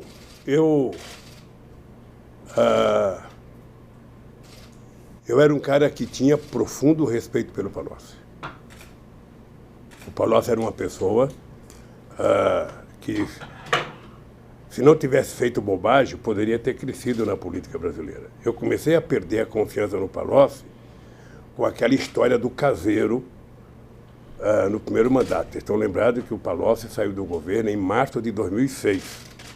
Eu vinha para o Paraná, que eu tinha uma atividade aqui no estado do Paraná, e eu tinha lido a imprensa, liguei para o Palocci, falei, Palocci, eu estou indo ao Paraná, eu vou votar 3 horas da tarde. Se você não tiver resolvido o problema do caseiro, você não está mais no governo. E ainda falei com ele, Palocci, não é possível o ministro da Fazenda ganhar de um caseiro. Então, ou você explica, é o senhor do caseiro ou cai fora. Quando eu voltei de trás, liguei para ele, ele não tinha explicação, porque é o seguinte, eu comecei a achar que o Palocci não dizia a verdade porque ele nunca teve coragem de me dizer se ele ia ou não ia na casa. Ora, se ele mentisse para a Polícia Federal, se ele mentisse para o PMDB, para o Senado, era um problema dele. Mas para mim, que era o presidente dele, ele nunca me disse. E, aliás, dizia que não sabia andar de carro em Brasília. E entre o Palocci dizer que não ia na casa e o caseiro dizer que ele foi, eu acreditava no caseiro. Então por que ele foi coordenador da campanha da Dilma? É outra história. É outra história. Tá? É outra história. Eu estou dizendo que ele saiu porque não respondeu para mim a questão do caseiro. Ele foi eleito deputado federal, sabe? Depois, na campanha da Dilma, foi colocado 3 pessoas na coordenação. Ele, Zé Eduardo Cardoso e Zé Eduardo Dutra. Tá lembrado? O presidente do PT, o secretário-geral do PT, e o Palocci, que era remanescente da minha vitória e deputado federal, que não ia concorrer mais. Tá? Ele foi coordenador da campanha, junto com o Zé Eduardo Cardoso, junto com o Zé Eduardo Dutra e com o João Santana. Sabe? Certamente a Dilma admirava o trabalho dos 3, porque fizeram ela ganhar as eleições. Presidente, o que todo mundo está querendo saber hoje no Brasil é o seguinte: o país está numa crise econômica profunda, o desemprego aumentou, apesar da reforma trabalhista, as perspectivas não são boas para o futuro, os investimentos não surgiram e muitas indústrias estão indo embora, inclusive a indústria automobilística. O que o senhor acha que o senhor faria para recolocar o país no crescimento econômico? Antes de responder a questão do desemprego do país, dizer uma coisa para você. Você estava perguntando do Palocci, eu estava respondendo. Deixa eu dizer uma coisa para vocês. Desde os anos 70, que tem no Brasil uma disputa entre o cara que foi preso e denunciou o companheiro que era traidor e o que não denunciou que era herói, sempre teve isso. Eu nunca tratei assim. Eu acho que o ser humano ele tem um limite de suportar do ponto de vista psicológico, do ponto de vista da dor que ele recebe. Eu tenho pena do Palocci, porque um homem da qualidade política do Palocci não tinha o direito de jogar a vida fora como ele jogou. Tenho um profundo respeito pela mãe do Palocci, que é fundadora do PT, que carrega barro até hoje pelo PT lá em Ribeirão Preto, mas lamentavelmente eu tenho pena do Palocci. Ele não merecia fazer com ele o que ele está falando. Sabe? Não merecia. Presidente. Bem, agora é o seguinte, o Brasil, Florestan, a economia não tem mágica. 50% dos problemas econômicos de um país são resolvidos quando quem está governando tem credibilidade interna e externa. As pessoas que levantam de manhã para trabalhar, ou as pessoas que estão lá fora pensando em fazer qualquer coisa no Brasil, as pessoas têm que saber se quem está falando por aquele país tem seriedade, tem credibilidade. Se essa pessoa tiver credibilidade, e se a pessoa estiver falando com seriedade, as pessoas passam a acreditar. Por isso é que eu, quando tomei posse em 2003, eu gastei parte da gordura política que eu tinha para fazer coisas que o PT não queria que eu fizesse. Eu aumentei o superávit primário para 3,45. Isso na esquerda do PT era para me matar. E o que nós fizemos? Nós, em 3 anos, resolvemos a casa, colocamos em ordem. É importante lembrar que, em 2004, zombaram muito de mim quando eu disse o espetáculo do crescimento. Em 2004, a economia cresceu 5,8%. Eu disse isso num comício dentro da Ford. E depois a economia começou a andar. Mais devagar, mas ela foi andando. Então, eu queria conquistar credibilidade. Eu tive muito apoio lá fora. Eu tive muito apoio do Gordon Brown, muita confiança. Sou agradecido ao Chirac, sou agradecido ao Bush, sou agradecido ao Schroeder, depois a Angela Merkel, sou agradecido ao Rungitao, sou agradecido ao primeiro-ministro Singh da Índia, sou agradecido essas pessoas todas depositaram muita confiança, muita confiança. Eu posso pegar o depoimento de um presidente como o Lago do Chile. O Lago, depois de 2 anos de governo, falou assim para mim: Lula, eu sinceramente quero te pedir desculpas, porque quando você ganhou, eu achei que ia ser um desastre. E você deu um show de bola. Então, nós começamos a trabalhar com muita seriedade, não se brincava nesse país, não tinha mágica, nós não inventávamos nada, sabe? Quando decidimos criar o Bolsa Família, o país não poderia criar, e eu disse que era para criar porque nós íamos criar o Bolsa Família. Eu tinha certeza que nós tínhamos que vencer aquela batalha dos economistas. Quem tem que distribuir primeiro para crescer, ou tem que crescer para distribuir. Essa era a briga. Nós vamos crescer e distribuir juntos. Sabe? Vamos fazer junto. Sabe? O cidadão vai comprar 2 pães a mais, vai tomar 2 cafés a mais, vai comer um pedacinho de carne a mais. O orgulho que eu tinha quando o cidadão na televisão pegava a televisão e falava: olha, hoje eu comi filé, hoje eu comi picanha. Isso é possível fazer no Brasil de hoje, é possível a gente construir no Brasil. E isso tem que gerar emprego, tem que gerar renda, tem que aumentar salário. Tudo isso tem que fazer. Sabe? O crédito consignado tem que votar com certo equilíbrio. Você não pode emprestar dinheiro no crédito consignado. Sabe? A 30% ao mês, a 40% ao mês, você tem que emprestar a um juro muito pequeno para o povo poder pagar. Então, eu não esqueço nunca quando nós fizemos aquela propaganda com o Ronaldão, que ele tinha quebrado o joelho na Inter de Milão, e a imprensa brasileira dizia que tinha acabado a carreira dele, ele não vai jogar mais bola, acabou o Ronaldão todo, e ele treina e se recupera. Aí nós colocamos aquela propaganda dizendo: eu sou brasileiro e não desisto nunca. Aquela foi uma coisa extraordinária. Aí começou a vir empresa para cá. Ô, gente, a gente produzia 1.700.000 automóveis. Quando eu deixei o governo, a gente estava produzindo 4 milhões. Sabe? Era muita coisa que estava acontecendo nesse país. Você quer uma coisa que eu acho que houve um erro no governo da Dilma, um erro que eu não faria?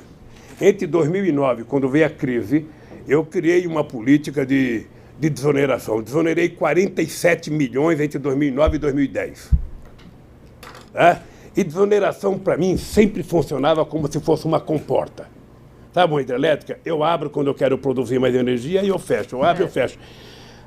De 2011 a 2014, entre desoneração e isenção fiscal, eu conversei com o Guido Mantega, eles fizeram 540 bilhões de reais.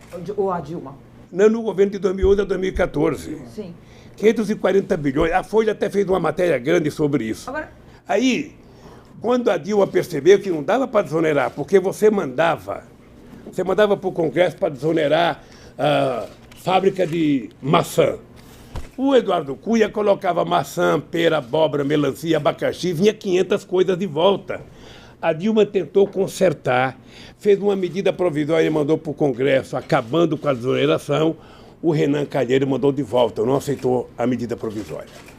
Então, eu acho que nós exageramos na desoneração, se bem que tivemos uma contrapartida positiva. O desemprego chegou a 4,3%. Presidente...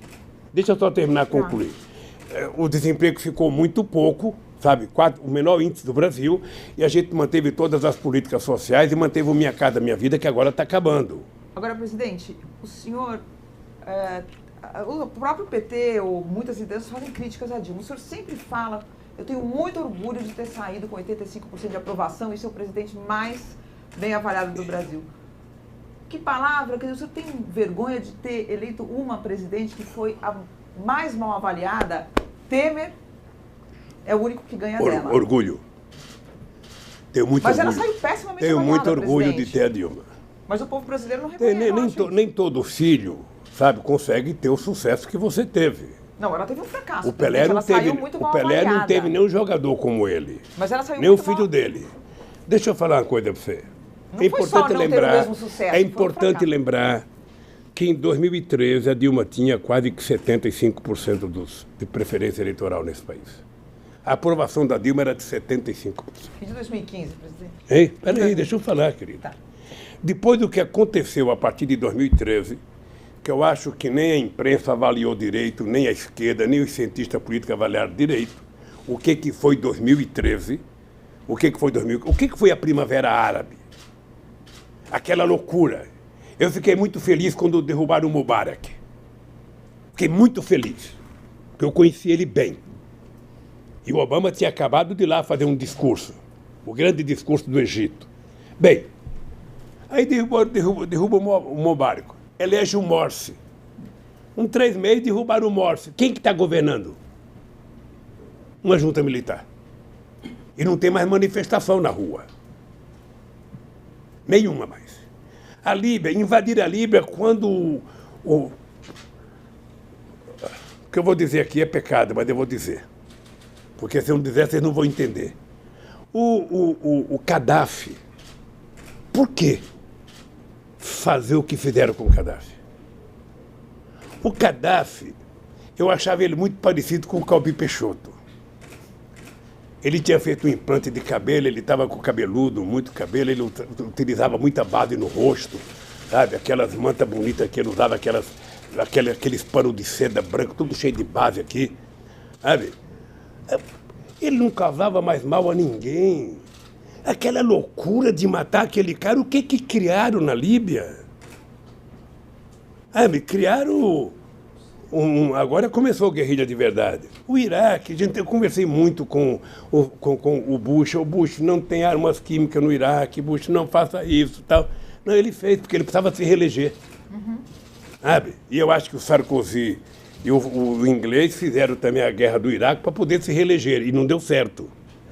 Então, eu sinceramente, acho que o mundo está precisando de lideranças.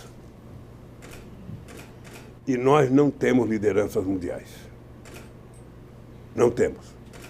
Presidente. Sabe? Então nós precisamos tentar, no campo da política, dizer o seguinte: olha, quem vai resolver o problema do mundo é você ter uma classe política séria, com partidos sérios, organizados seriamente, sabe?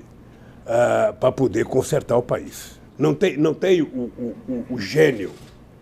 Não tem o gênio na universidade que você vai lá e pega e coloca que ele vai governar. Se fosse fácil assim, você não teria problema em nenhum país. Harvard teria presidente em todo mundo. Presidente, o senhor fez a sua carreira como líder sindical, que acabou terminando na política, dentro dos sindicatos dos metalúrgicos de São Bernardo do Campo. O sindicato vai fazer 60 anos numa crise de emprego e com as montadoras saindo do ABC. O que o senhor diria hoje para os seus colegas, para os seus companheiros que estão no sindicalismo, que estão lá no ABC, no Sindicato dos Metalúrgicos? Ainda tem alguma coisa positiva? Não, eu não queria dizer para os metalúrgicos, não, eu queria tentar discutir com os meus companheiros do movimento sindical. Ô, gente, a classe trabalhadora mudou. A classe trabalhadora de 2020 não é mais a classe trabalhadora de 1980. Sabe, mudou. Mudou profissionalmente, mudou intelectualmente, sabe? Hoje o trabalhador não é mais o trabalhador que trabalha de fábrica, ele trabalha fora, ele trabalha em casa, ele trabalha fazendo bico, ou seja, não tem mais aquela classe trabalhadora concentrada dentro de uma fábrica como tinha antes. Hoje o cara tá num shopping, hoje o cara que não tem condições de se unificar, porque cada loja é uma loja. Então está mais difícil fazer sindicalismo hoje. Está muito mais difícil fazer sindicalismo. Eu ia na porta da Volkswagen em 80, era 40 mil trabalhadores. Hoje aquela Volkswagen são apenas 12 mil trabalhadores, é um desmonte daquela fábrica. Então o mundo do trabalho mudou. O mundo do trabalho mudou radicalmente. E nós temos que repensar como reorganizar a classe trabalhadora. O cara que trabalha por conta própria, o cara que trabalha individualmente, o cara que trabalha em casa, o cara não tem mais a mesma consciência de classe que ele tinha naquele tempo. Então, o papel do movimento sindical agora é tentar repensar como organizar a classe trabalhadora, como eu representar os trabalhadores. A Volkswagen tem mais ex-metalúrgico fora do que lá dentro. Quem é que representa esses ex-metalúrgicos? Então o movimento sindical tem uma tarefa forte de descobrir um novo discurso e uma nova razão para a sua existência. Para encerrar, presidente... Ainda não está encerrando, não. Não, temos já... Não, ainda falta 14. Então tem mais. Para pré-encerrar. Para encerrar. Eu queria saber o seguinte... Eu não tenho nenhuma pressa, viu? Nem nós também não. Eu recebi muitas mensagens durante esses 7 meses que eu e a Mônica estávamos aguardando para fazer essa entrevista, e as pessoas que me escreveram, a grande maioria, quer um posicionamento do senhor de otimismo. Ou seja, elas estão precisando de injeção de otimismo. O que o senhor teria a dizer a essas pessoas que estão no Brasil querendo uma saída melhor? Se quer otimismo, é comigo mesmo. Vamos lembrar que quando eu fui eleito em 2002, qual era a lógica do Brasil? A lógica do Brasil era o seguinte: o Brasil tem uma dívida externa impagável, o Brasil está quebrado e você não vai conseguir governar o país. Foi assim que eu entrei para ser presidente da República. Quando eu entrei no sindicato, também disseram: olha, tem a lei de greve, a estrutura sindical é a cópia fiel da Carta de Lavoro de Mussolini, você não vai conseguir mudar o sindicato. Em 3 anos a gente mudou o sindicalismo brasileiro. E em 3 anos nós começamos a mudar o Brasil. É por isso que eu digo, você tem que ter credibilidade, você tem que construir uma relação de confiança com a sociedade e você tem que fazer com que a sociedade confie em você, interna e externa. Por exemplo, eu às vezes fico chateado porque tem muitos empresários covardes que poderiam, nesse instante, estar brigando pelos interesses do Brasil. Sabe? O Brasil forte, indústria forte, é bom para o Brasil. Nós precisamos ter indústria forte, ter empresário forte. Sabe? Nós precisamos ter. Cadê essa gente que não se manifesta? Sabe? Nós estamos vendo destruir a educação. Cadê o pessoal que não se manifesta? Então, eu acho que como nós já provamos que é possível construir esse país, as pessoas têm que acreditar que depende de nós, depende de cada um. Não adianta ficar xingando o Bolsonaro e achando que ele vai fazer. Ele não vai fazer. Quem coloca os ministros da educação que ele colocou não gosta de educação. Quem coloca o cara do meio ambiente que ele colocou não gosta do meio ambiente. Então, ao invés de ficar esperando, quem coloca o Guedes na economia não gosta do povo. Ao invés de ficar esperando que o Bolsonaro resolva o nosso problema, nós temos que, enquanto sociedade civil organizada, começar a se mexer, começar a lutar, começar a brigar pelos nossos interesses, cobrar o Congresso Nacional, fazer pressão. Você acha que nós vamos evitar a aprovação da Previdência Social como eles querem, fazendo uma manifestação na Paulista? Não. A manifestação tem que ser na cidade do deputado federal, tem que ser na porta da casa dele, na rua dele. Senão, como é que o Bolsonaro trabalha? Robô mandando zap para senador, robô mandando zap para deputado, robô mandando zap para um monte de gente, as loucuras. Eu votei em tal coisa porque recebi muito zap, eu recebi... Sabe? Nós temos que brigar. Então, o meu otimismo é esse, eu nunca dependi de nada. Eu nunca dependi de favor, nunca fiquei esperando. Nós temos que construir a nossa proposta e ir para a rua para tentar construí-la. Via Congresso Nacional, via pressão em cima do governo, é uma disputa. É uma disputa. Nós estamos vendo na Inglaterra agora os caras se manifestando em defesa. Ontem eu vi um velhinho de 89 anos no meio, fazendo manifestação na frente de um banco pela preservação ambiental. Sabe, eu vejo os coletes verdes na França, agora não sabe nem porque estão brigando mais, mas estão brigando, pô, todo dia. E no Brasil nós temos que fazer isso. Nós temos que fazer isso, gente. Estão tirando os nossos direitos. Veja a diferença. Antigamente, você tinha os europeus perdendo direito. Perderam muito direito os europeus. E o Brasil ganhando direito. Nós nem chegamos aos direitos que eles chegaram e já perdemos. Porque eles estão desmontando tudo que nós conquistamos. Desmontando, simplesmente destruindo. Quando eles falam de reforma política, na verdade, eles são demolidores, sabe, destruidores, sabe, do futuro dos nossos velhinhos. Essa gente pode acreditar, por causa... Também eu nunca vi, viu, Florestan e Mônica, eu nunca vi unanimidade no meio de comunicação favorável à reforma. Eu assisto muito debate. Não tem um cara contrário que vai num debate. É só gente favorável. É impressionante. Se eu fosse um jornalista da Globo, eu dizia, é impressionante como só tem gente a favor. Voltamos a ter o pensamento único, favorável à reforma. Discute, gente, é o povo. Esse Guedes daqui a pouco vai embora. Esse Guedes, na hora que ele cair, ele vai morar nos Estados Unidos, ninguém vai nem lembrar dele. Mas quem vai ficar com a vida desgraçada são mulheres e homens que trabalharam a vida inteira nesse país. Então a hora de lutar é agora. Como é que o cara manda um projeto para a comissão aprovar a admissibilidade e não mostra o que é? Eu não posso mostrar, é segredo.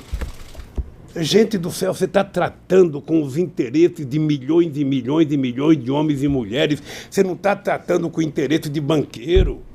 Todo esse sacrifício do povo brasileiro para favorecer o Santander, para favorecer o Itaú, para favorecer o Bradesco. Que palhaçada é essa com o nosso país? Então o povo tem que saber o seguinte, o otimismo está dentro de nós. Tá? A gente tem que saber que o mandato é de 4 anos, a gente tem que saber que esse cara ganhou as eleições, a gente gosta ou não gosta, sabe? A gente tem que saber que ele pode imprimir o jeito dele governar, cabe a gente aceitar ou não. Presidente. Se a gente não aceita, tem que lutar. Presidente. Tem que ir para a rua, tem que dizer para o povo, tem que brigar, sabe? É assim que a gente faz política.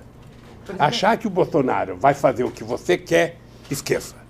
Ô, presidente, a gente tem só 5 minutos, fomos avisados aqui. Eu queria falar de uma coisa bem episódica, mas que eu acho que pode dizer muito.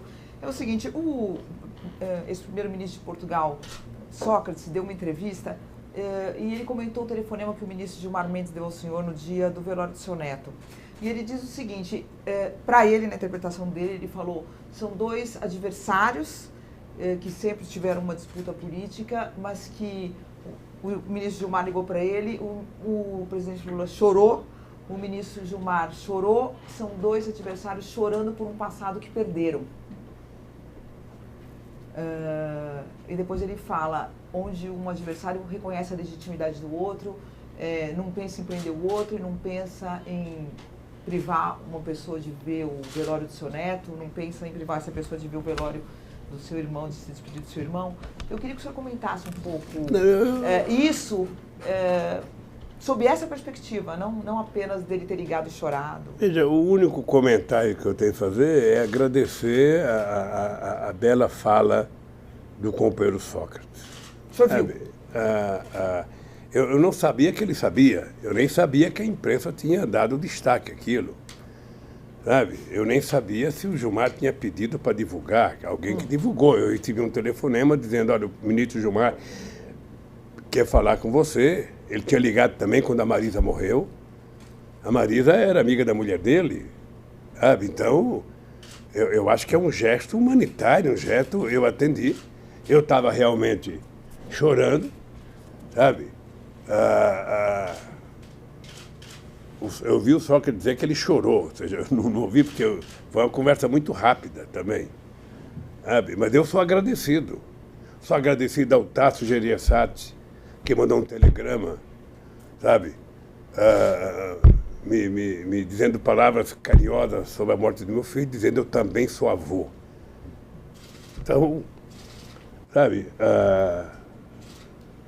Eu acho que, graças a Deus, a internet ainda não acabou com um pouco de humanismo que existe dentro de nós. Sabe? Ainda sobrevivemos. E tem gente que consegue sobreviver. Sabe? Em compensação, tem canalhas e mais canalhas e mais canalhas que vai para o Twitter falar bobagem e mais bobagem. Esses eu trato como canalha, que não merece o menor respeito. Aliás, eu nunca gostei muito de gente que utiliza Twitter, que é só meia palavra, ou seja, aquele já diminuiu o vocabulário das pessoas, sabe? Com o tempo, esse cara não vai saber nem escrever mais. O senhor fica mais preocupado aqui, preso na Federal, com o que lá fora? Com seus filhos, com a sua família? O que lhe preocupa? Saber que eles estão passando dificuldade para se colocar na sociedade? Porque diferente do que disseram, muitos não estão numa situação financeira... Olha, não, estão todos mal. Todos mal. Eu estou com os meus bens todos bloqueados. Você veja o absurdo, uma coisa absurda, só para lembrar o que está acontecendo nesse país. Eu tinha sido multado em 32 milhões de reais para pagar não sei o quê. O STJ diminuiu para 2 milhões. Ora, qual é a diferença de 32 para 2? Qual é a lógica? Qual é a lógica até de multar em 2? Mas o senhor assinou essa lei, presidente? É uma lei que exige o pagamento de uma multa para poder... Não, mas deixa eu falar uma coisa para você, querida. Eu estou fazendo a comparação de 32 para 2. Tá? E depois dos 2, o suposto apartamento que o Moro mentiu dizendo que é meu, ele colocou no leilão. E quem ganhou deve ser o amigo dele, porque aquele contígio não comprava aquilo do jeito que comprou. Alguém comprou é amigo do Moro. Ali foi um ajeito. Ali foi um trambique que foi feito. Mas o cara comprou um apartamento por 2 milhões. Olha, se o apartamento foi vendido no leilão por 2 milhões, e 2 milhões era para Petrobras. Então, qual é a multa? Apenas lembrando isso. Então, eu espero que a partir desse processo que nós ganhamos em São Paulo, que a dona Marisa ganhou, eu espero que as pessoas desbloqueiem os bens, pelo menos na parte da dona Marisa, para que os filhos possam, pelo menos, sobreviver dignamente. Preocupado com seus filhos, então? Eu fico. Não, mas eu tenho preocupação com meus filhos. Eles vêm aqui me ver sempre, mas eu fico preocupado com a situação do Brasil. Eu, sinceramente, eu não consigo imaginar os sonhos que eu tive para esse país. Eu não consigo imaginar o sonho que eu tinha quando a gente descobriu o pré-sal para fazer esse país virar gigante. Sabe? Eu tenho orgulho e eu sonhei grande, porque eu passei a ser um presidente muito respeitado. Aqui na América do Sul, o Brasil era referência. Eu sonhava criar um bloco na América do Sul para a gente ter força nas negociações com a União Europeia, com os Estados Unidos, com a China. Individualmente a gente é muito fraco. Sabe? Eu fui o único presidente a ser chamado para todas as reuniões do G8. O Brasil foi, eu digo eu porque era o presidente, mas o Brasil foi muito importante no G20, tudo isso desmanchou. Tudo isso, agora eu vejo o prefeito de Nova York não quer fazer um jantar com o presidente do Brasil, o dono do restaurante se recusa. A que ponto nós chegamos? Que avacalhação! Um país, sabe, que em 2008, quando nós ganhamos as Olimpíadas, eu tinha certeza que o Brasil chegaria a ser a 5ª economia do mundo. Eu até brincava com os alemães, ó, se prepare que nós estamos chegando aí. Se prepare. O Brasil não tem limite. Pessoal, então, o nosso tempo se esgotou, me desculpem. Presidente, a última pergunta que eu poderia fazer. Pode ser. Se o senhor algum dia sair, além de tomar uma cachaça... Eu vou sair, querida. Espero que você esteja aqui. Não. Presidente, além de tomar uma cachaça aqui com os seus apoiadores, qual a primeira coisa que o senhor vai fazer, além de tomar essa cachaça? Eu adoraria poder um dia fazer um debate numa universidade com o Moro e Dallagnol junto. Adoraria um debate. Eles levando as milhares de páginas que eles contaram mentira e eu levando a minha verdade. Eu adoraria. Sabe, com a cara boa, tranquila, bonitão como eu estou hoje, sabe? Para discutir esse assunto. Mas, na verdade, eu quero comer um churrasco, uma bela de uma picanha, uma panceta bem passadinha e tomar como diria o Zé Alencar, tomar um golo. Sabe? Mas eu vou fazer. Tenho paciência. Eu quero agradecer a vocês, sabe? Quero agradecer. E, sobretudo, agradecer à Justiça, que fez justiça nesse caso, né? Eu poderia ter feito isso antes das eleições de 2018. Lamentavelmente não foi feito, então quero agradecer a vocês dois, sabe, pela briga pela tenacidade e espero que tenhamos outras entrevistas. Tá? Se deixarem. Muito obrigado. Obrigada, presidente. Permaneçam todos nos seus lugares. Cadê o envelope? Esse aqui, né? Não, cadê o envelope meu que estava aqui? Esse aqui.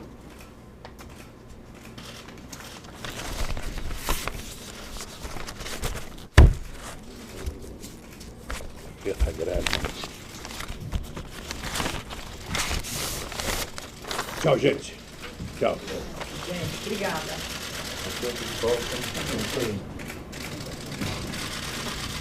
É vergonha.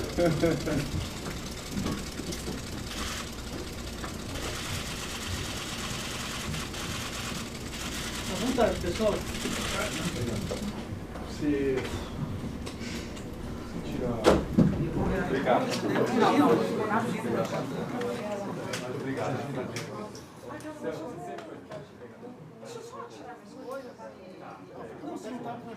Não, não, não.